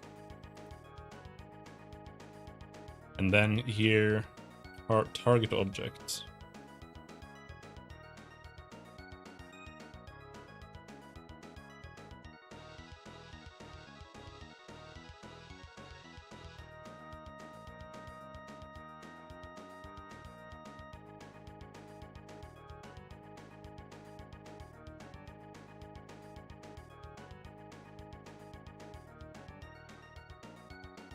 Don't know if I need that. Let's get rid of that for now. Let's simplify it first.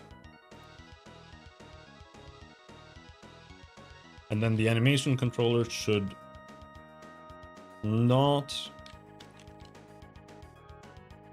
Well, it has a position, but it shouldn't be a position. It should be a position modifier. Right? Because the animation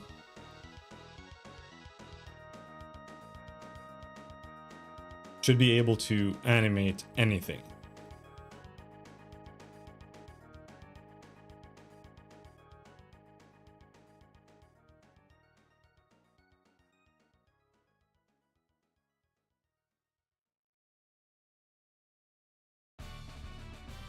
There are two hard problems in computer science: cache invalidation, naming things, and off by one errors. Someone. Okay. I actually have no idea what cache invalidation even is. But no, I'm trying to structure this, like, in a way that makes more sense. Oof. Ouch.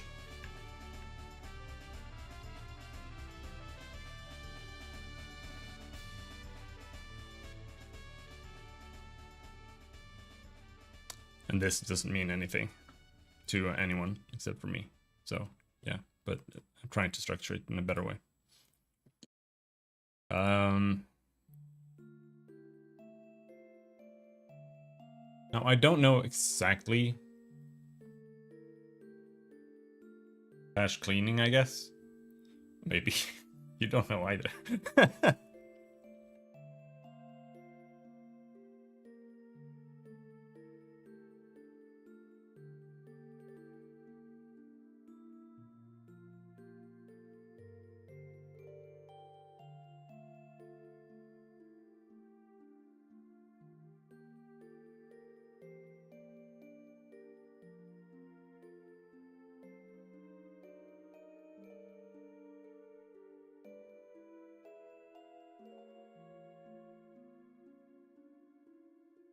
But I think this is a little like,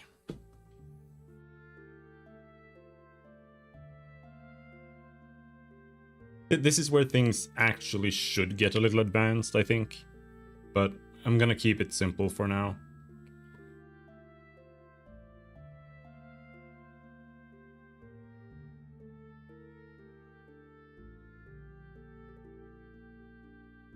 Because the way I would kind of like this to work is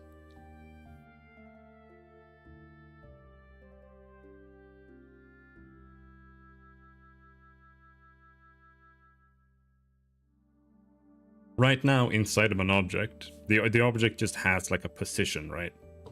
But I think I would like it to be more like it is in Unity or something, where each thing is like a class.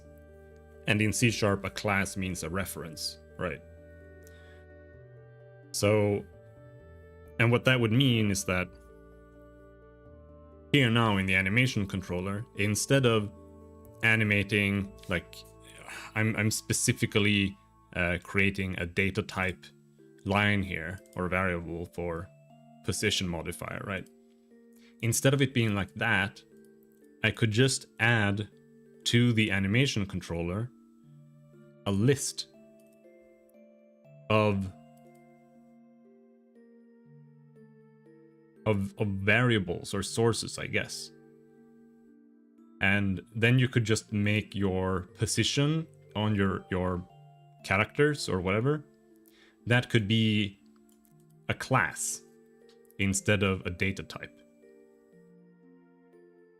And that way you could just add that class to this list of things to animate. And then you could just animate that directly instead of having to do it via some kind of internal modifier like that. And then you could basically have like an infinite list of things to animate, because you could just add to it and then just loop through it. In theory, at least. But for now, all we need to do is animate a position and a sprite. So let's keep it simple for now.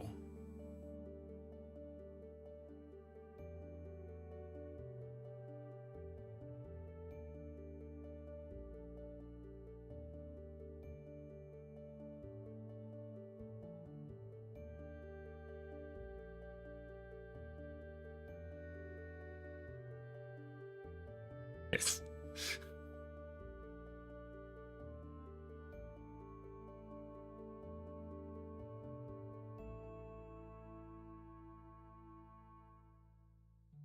But what we do want here is an LOT object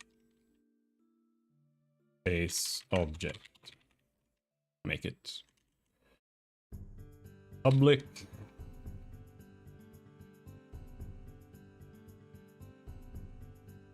And then we have the thing I'm like struggling a little bit with, I guess.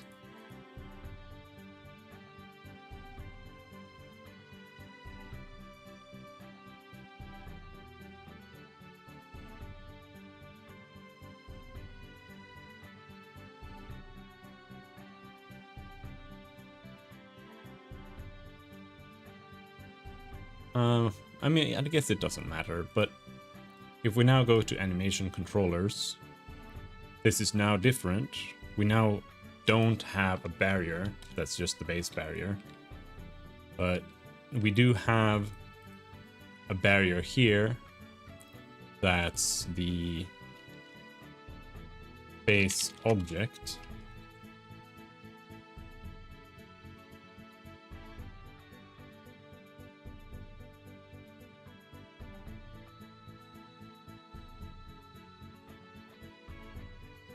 Oh, what did I call it then?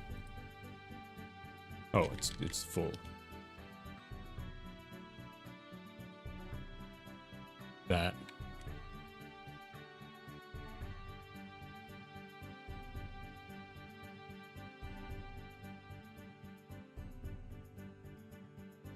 But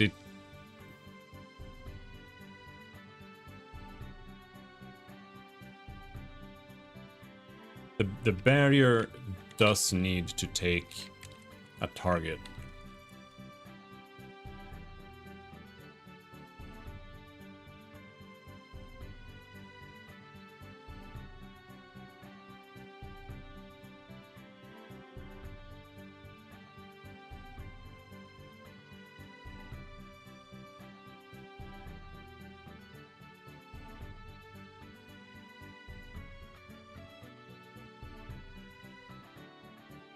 Yeah, I know. I know.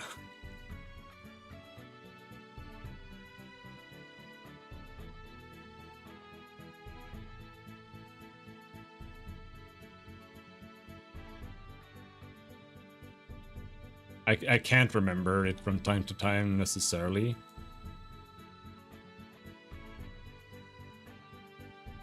I think target object is also something that could be in the base controller.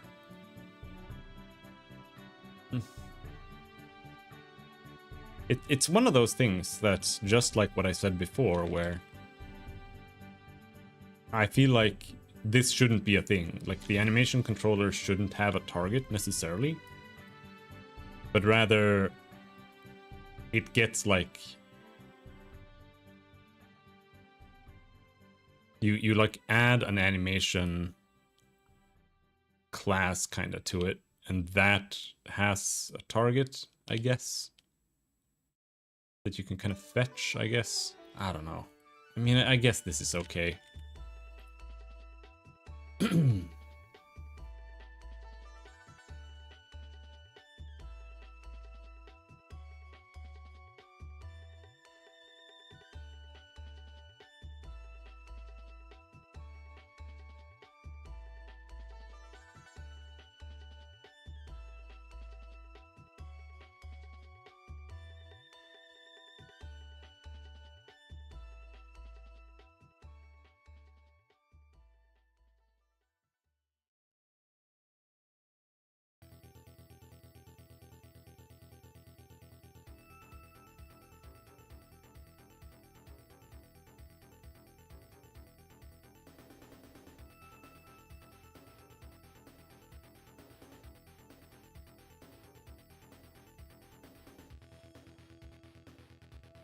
I'm not really getting it, but generally think how to modularize, even if you don't use it all the time. Having it in super will be easier than adding exceptions to each that will use it, I guess.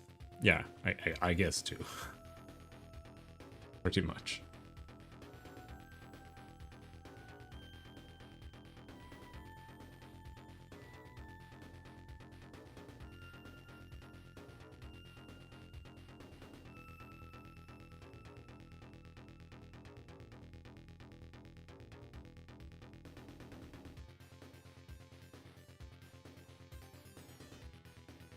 But then here, the effect data. This is...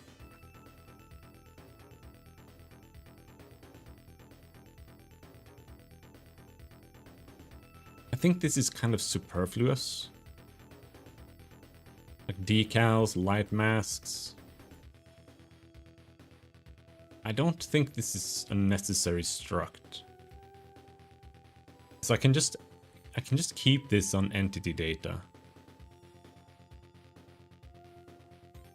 Because an object might be glowing, like an entity might be glowing without being an effect. And it already has like light size and stuff, so I don't know why I bothered making this different.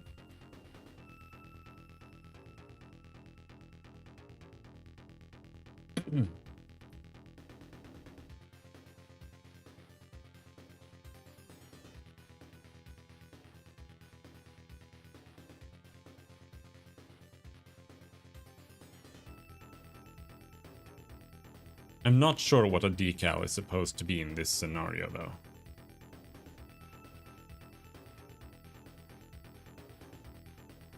mean, it's meant to be something that gets put on the ground, kind of.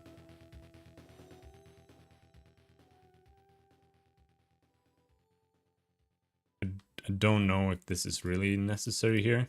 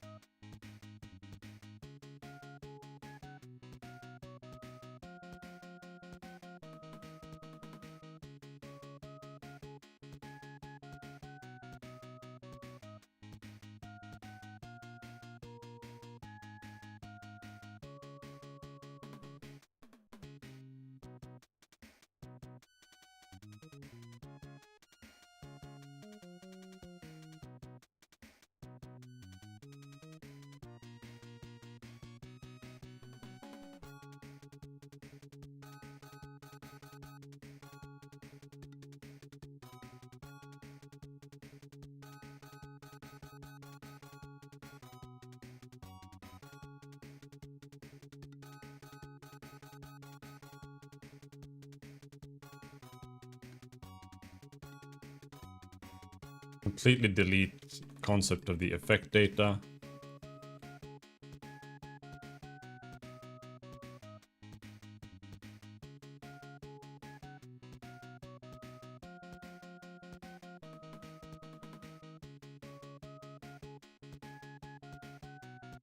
Or rather, this should be entity data.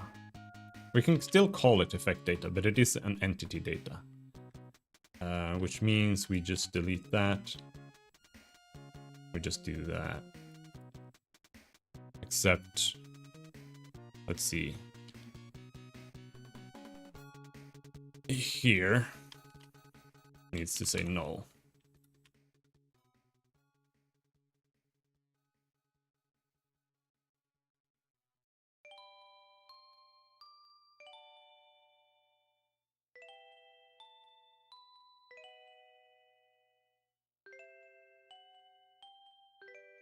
And this is now wrong again.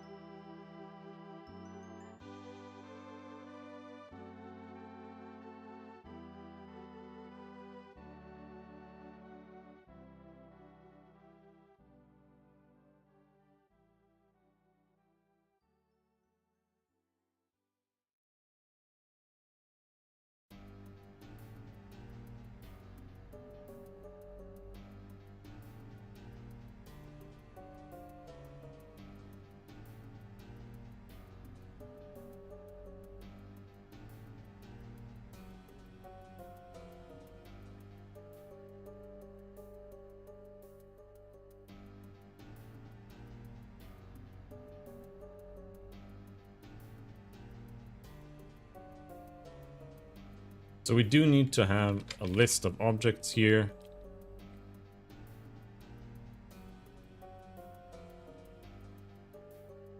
We need the list of data.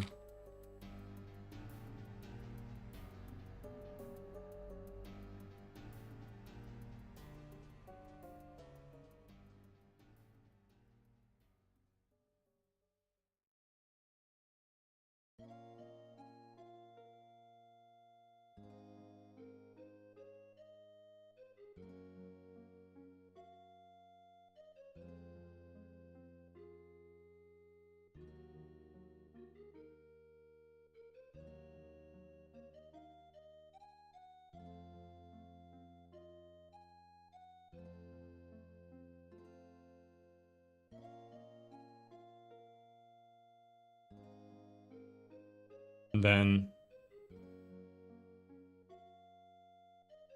here we're gonna say list list entity data.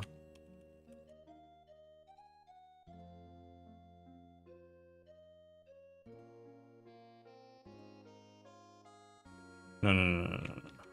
Entity data. No, and effect data list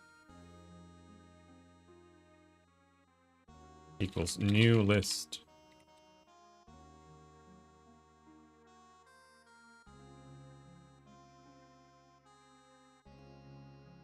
You can initialize it like this, right?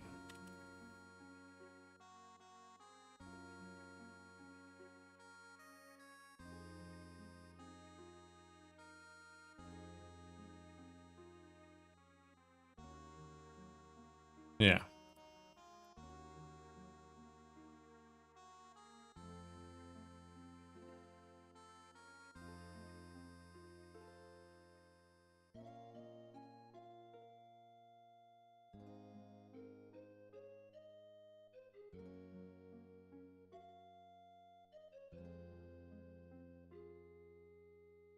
I'm gonna call it entity data list.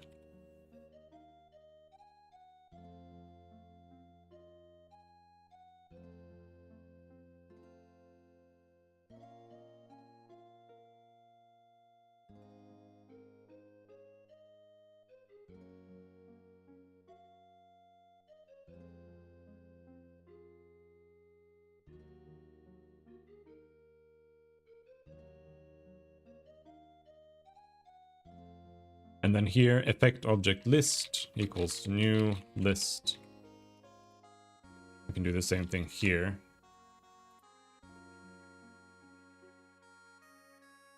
That.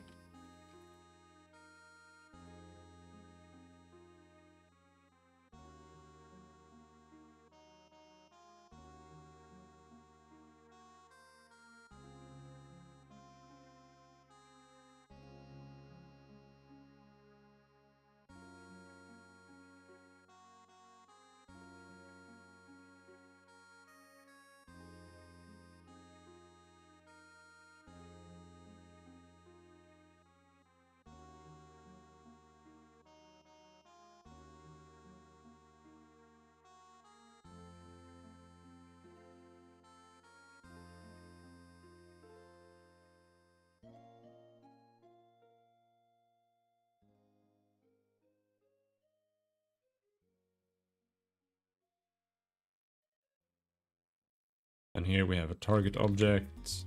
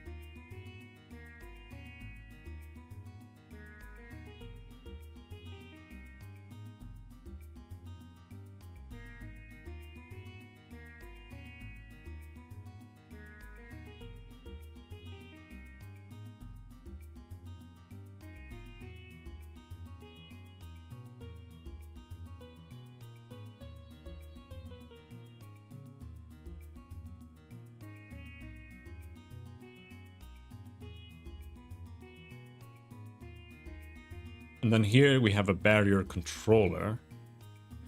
But I don't think I need access to that here in the effect. So let's just go into the effect object which, by the way, doesn't need to be an effect object. In the base object class, we're gonna add an animation controller called animation controller.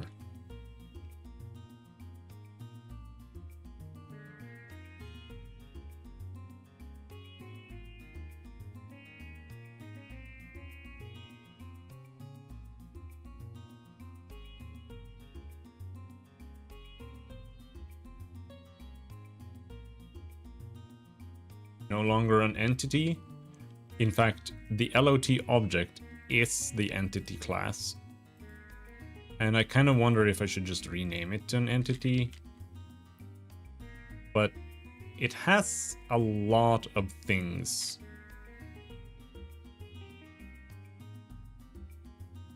I don't think it matters. I'm overthinking it.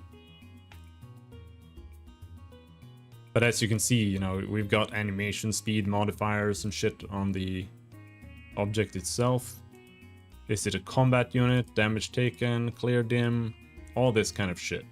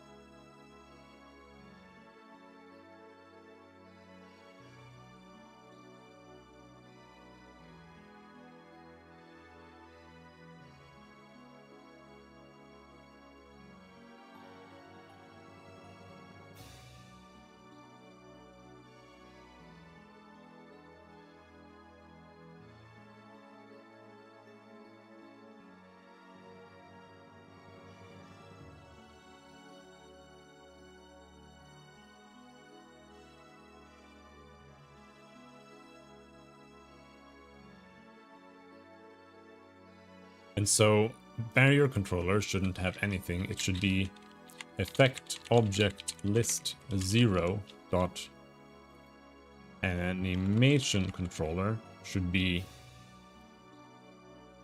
this. And then base object should be this. And then the target is now target object.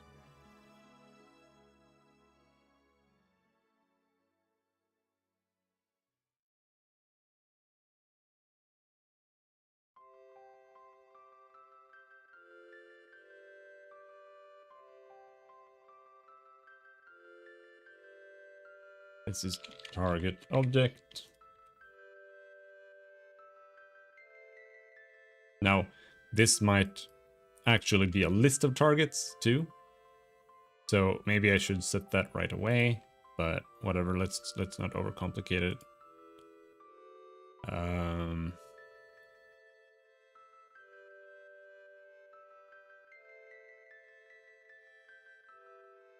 LOT effect has a position, but it's a vector 3, which is wrong. Or vector 3 int, which is wrong.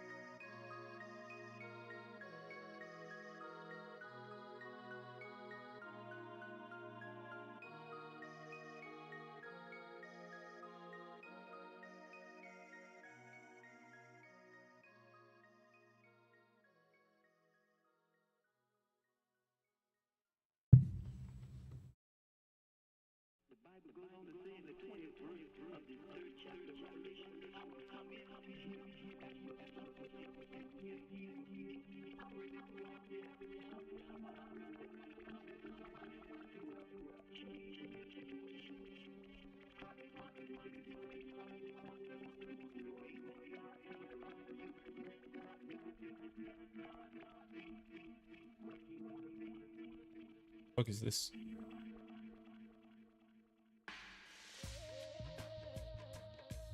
Yep.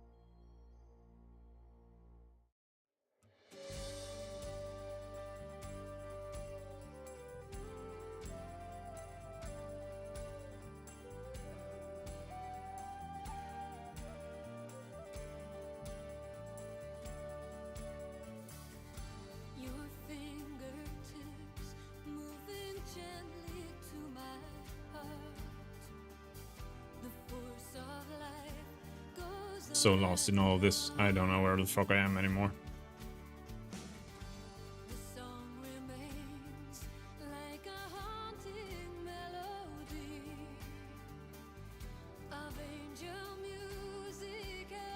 Okay, so the effect object, we are reaching my limit for the day, but let's keep trying to push here. An effect object, again, I think is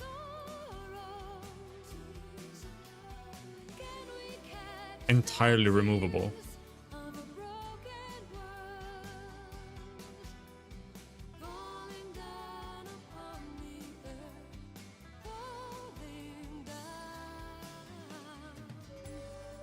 I don't even know what is it even doing different in the renderer? Shouldn't be doing anything different.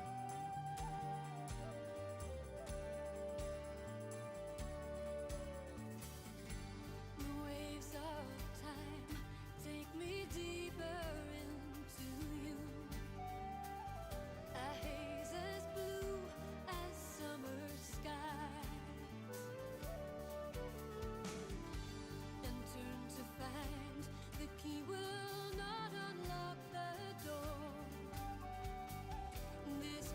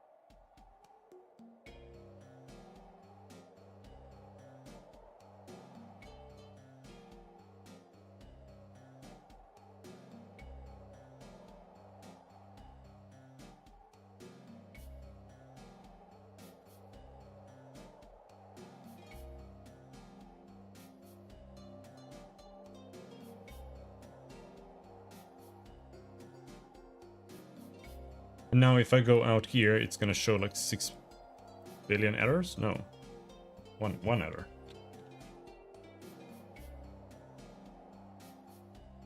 Oof. Okay, there we go. But this is like every single skill is now broken again.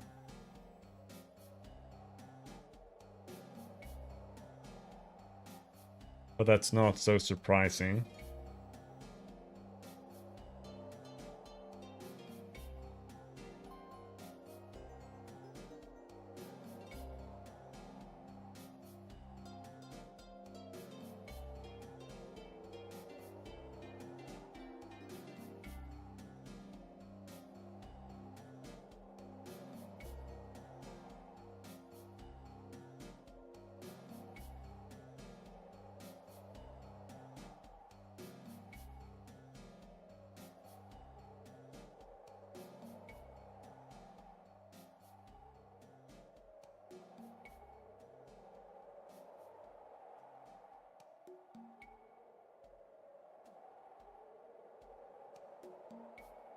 All right, so let's see here.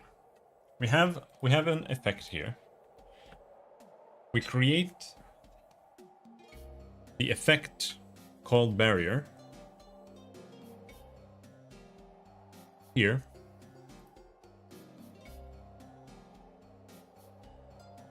The barrier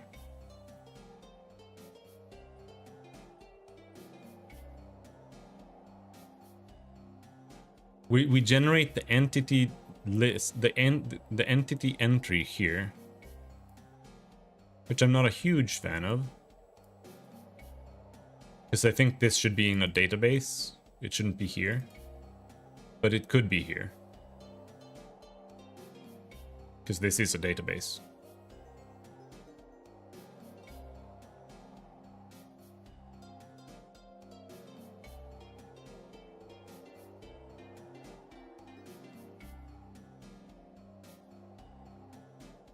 And as we are creating the barrier effect,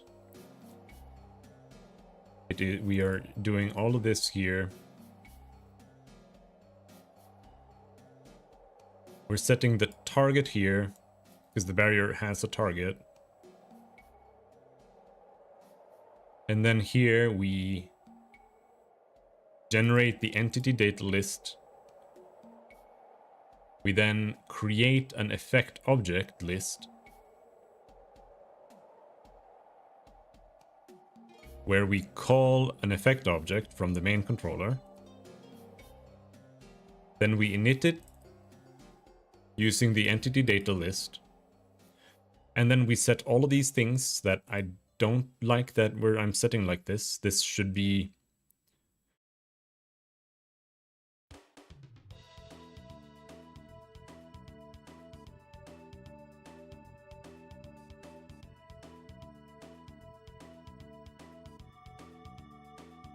yeah. I don't necessarily think that this should be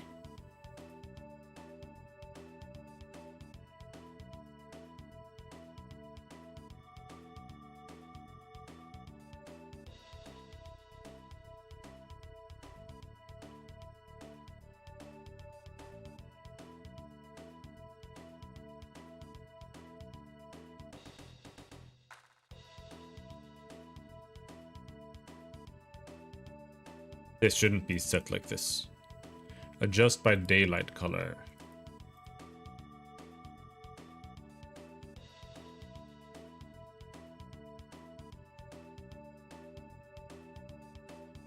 Effect object, we set its modified position. And then we set the effect object's animation controller to be the animation controller for barrier from our animation controllers database. Which I don't know if database is the correct term, but it's a class. It's like a class database.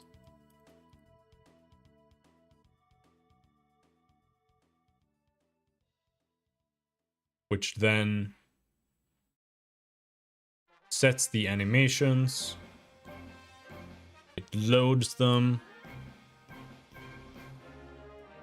Which I don't really like. This should be handled differently later, but for now, sure, whatever. But this is this kind of thing here. It's like it has to be preloaded. You shouldn't be loading stuff like this when you do something. This should be preloaded, ready to go. For example, if I pick Rhea as a character that we're using in that battle,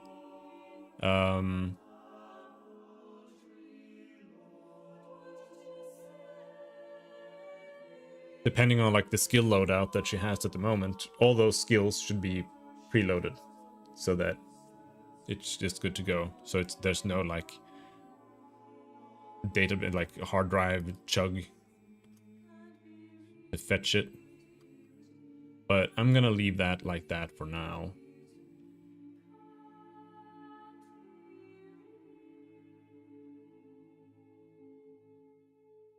And here we are updating the animation stuff.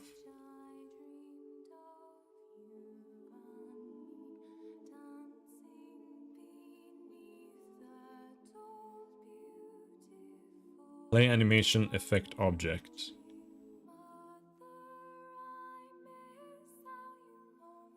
And this should be base object.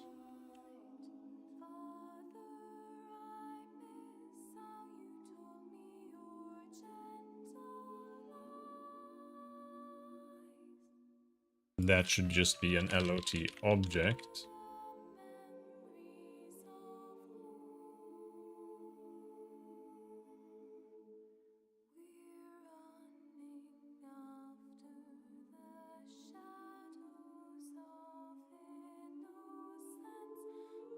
And all it's doing is just setting the sprite of the base object.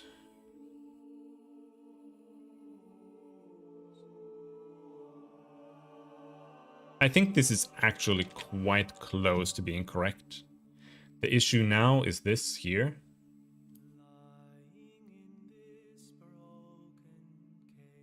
It's now incorrect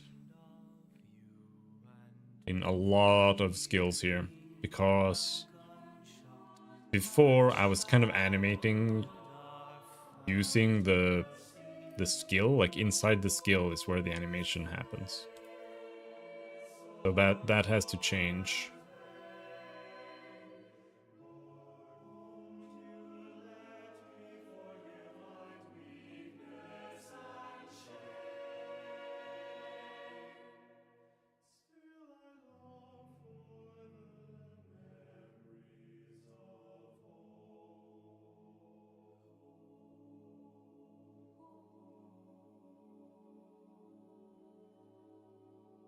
It is a little tricky though, right? But because it feels it's easy to just use the animation's current time and position and like use like which frame you're on right now. So it's easy to use that to determine like which logic should be playing. It's an easy thing to like sync with. But the reality is that as long as you just have one base time variable that both systems use, they are synced anyway. So it just feels a little scary to separate them, because it's prone, I feel like it's kind of prone to making mistakes, but I still think it's the right choice. So like when I play triple stab here, then I should just be telling the animation controller to play triple stab, and it should just do it. And then the logic should just do it, like do what it needs to do. But it should be based on the same time variable, right?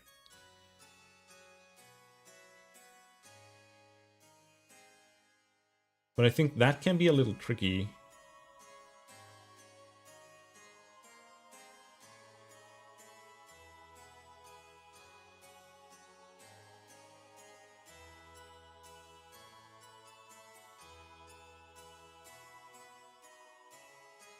Like, what's the best way to do that?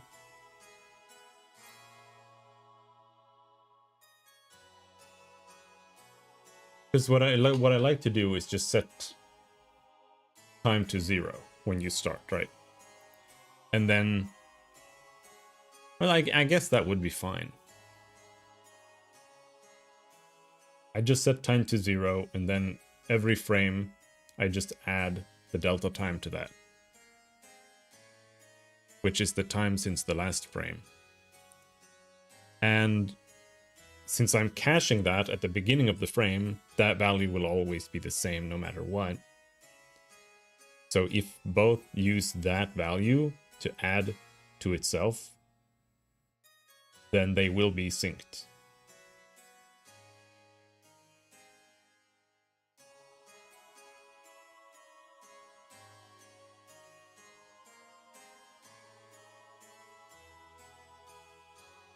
Then it just comes down to setting the animation correctly.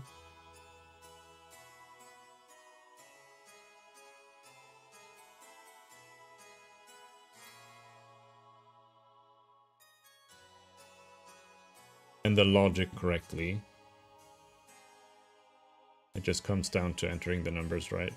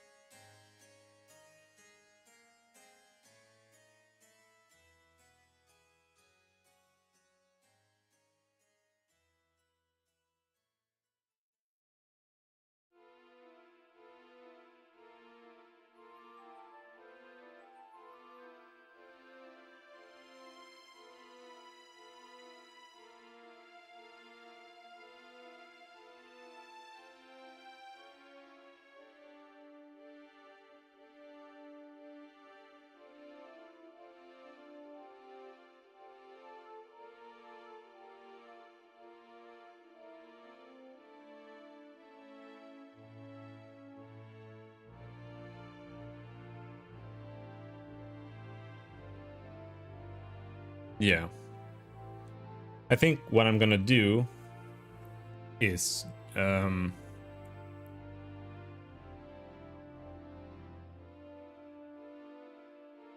we have an animation controller here, right? For barrier.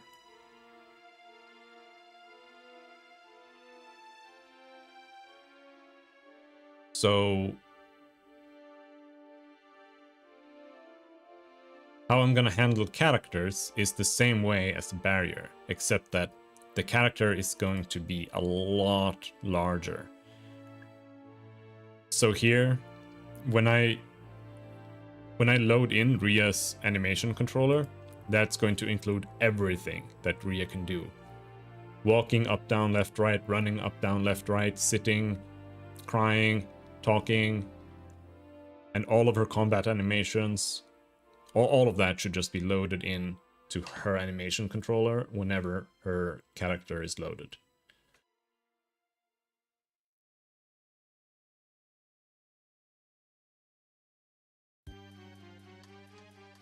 And that way, we can handle animations in a lot more custom manner.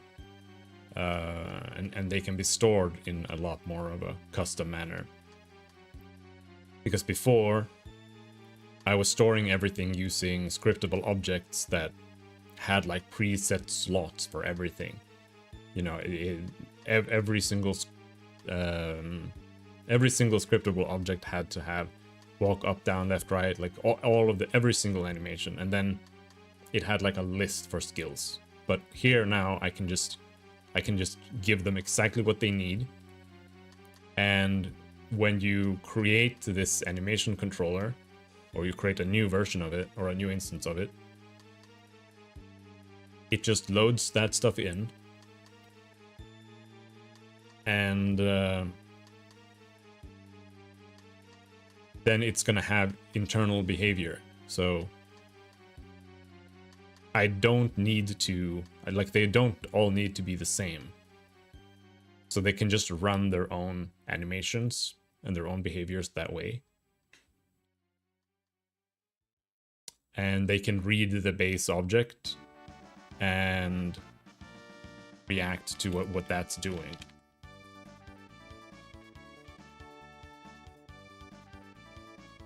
This should actually be an object script.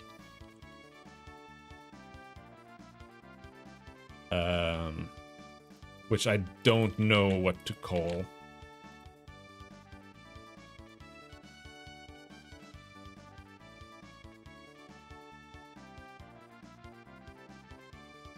An object script is like, that's like a unit.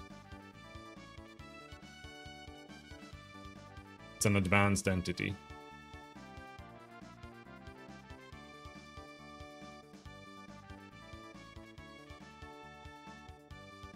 Well, an object might just be like a base.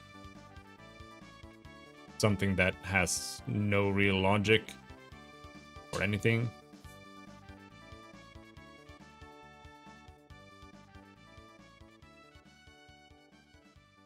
I would say this should probably just be called combat unit. Or combat object.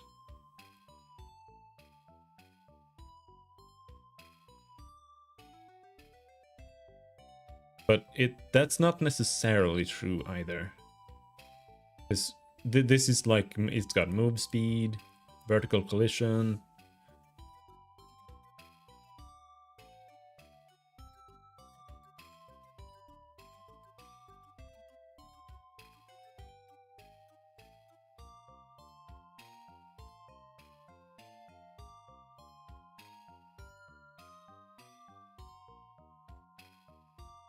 I would like to rework this too, but I'm not gonna do that.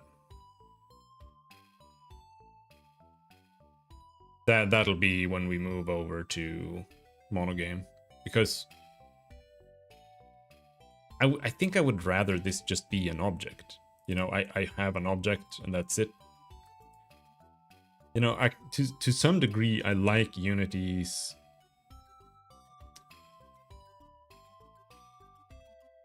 structure, I guess. So it would be nice if I could just have this be an object only. So like LOT object script doesn't exist, it's just an object. And then you have like modules that you can attach. So here I might have a public movement module.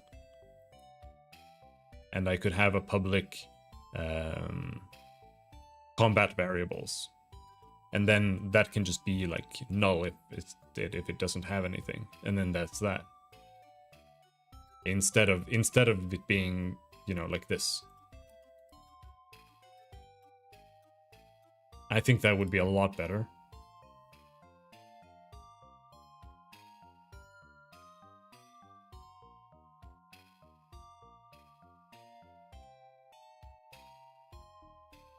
Instead of everything using like morphology or whatever.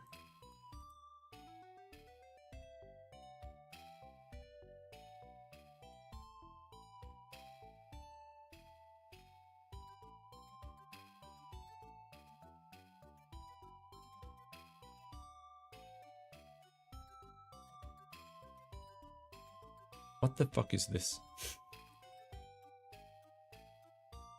This is another thing I hate that Unity does. It just adds stuff to your code without asking. I don't know what this is. Never used this before. Unity is just like, yeah, you should probably have this. I'm like, what? Why? Like, it's not even in use. It's just trash. So why has Unity added it? And even worse, it can sometimes add things, like, it can add things more than includes. Sometimes it adds actual code. It can do that especially to shaders, I think, if I remember correctly. It doesn't tell you, doesn't show you where, doesn't show what, but sometimes it just does things.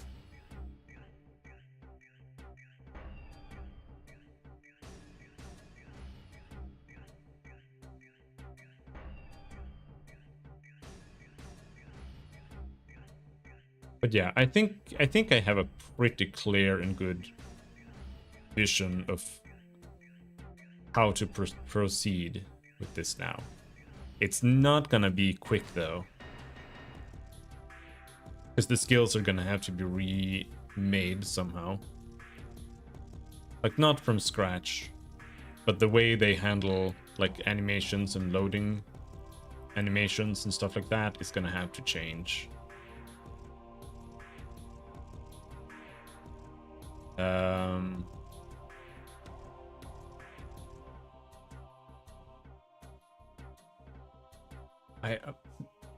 The one thing I'm not sure about really is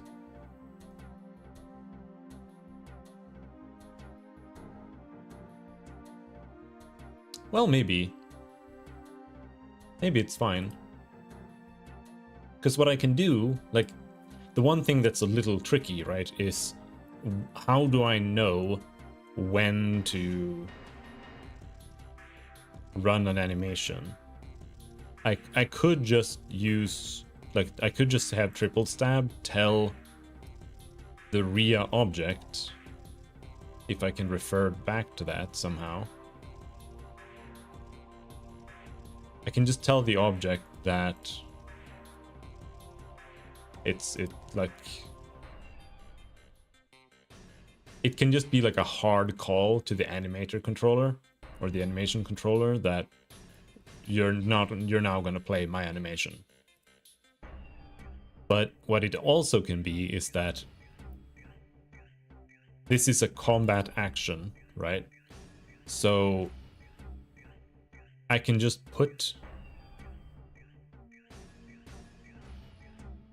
set a RIA triple stab to the combat action variable inside of the object itself, or the combat, the unit, right? And then the animator can just check if LOT combat action equals RIA triple stab. Then it just runs, then it just knows. You have a combat module? No. That's what I was talking about before, that I should probably do that. Because right now, it kind of has it, you know, like, this is how it works.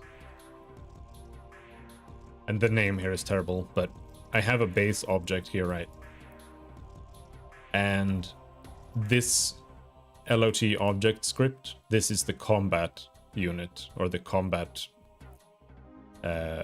version of an object. And this is where you have move speed, collision, you know, player controllers and stuff like that. And that's what I was talking about before, that I should get rid of this entirely, and I should just have an LOT object, and that should be all there is to it. And all of this, like, all of this should just be classes that I can plug into the object. Instead, combat, it could literally be called combat module, and then you just attach that to the object, and if it's null, then we know that it's not a combat module or a combat object. And it would be that simple.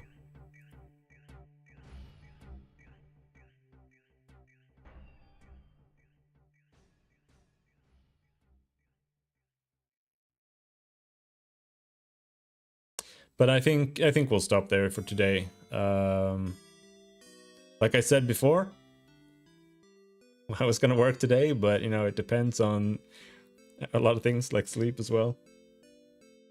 And I slept terrible, but we did manage to get through a whole day, even though I had to go and shop for my mom. Woke up early.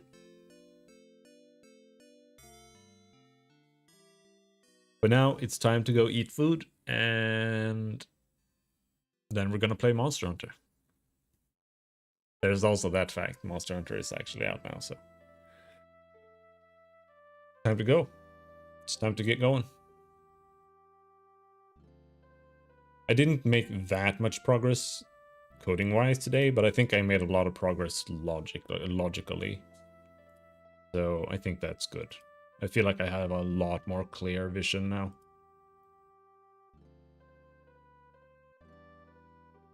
But yeah. I'll be back in 30 minutes to an hour. And we'll play some Monster Hunter Wilds, see how it runs on my computer.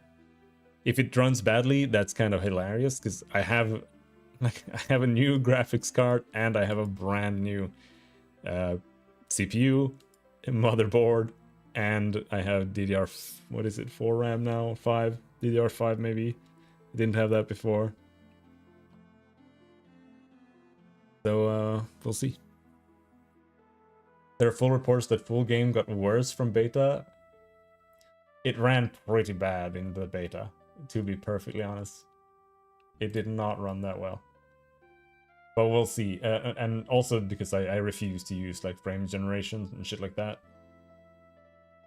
Because it looks terrible. So it'll run even worse.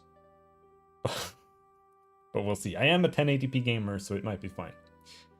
I think a lot of gamers are expecting too much nowadays with their 4K cards or 4K resolutions and shit. But anyway. I'll see you in a bit. Bye-bye. Does it look terrible? Oh, it looks great.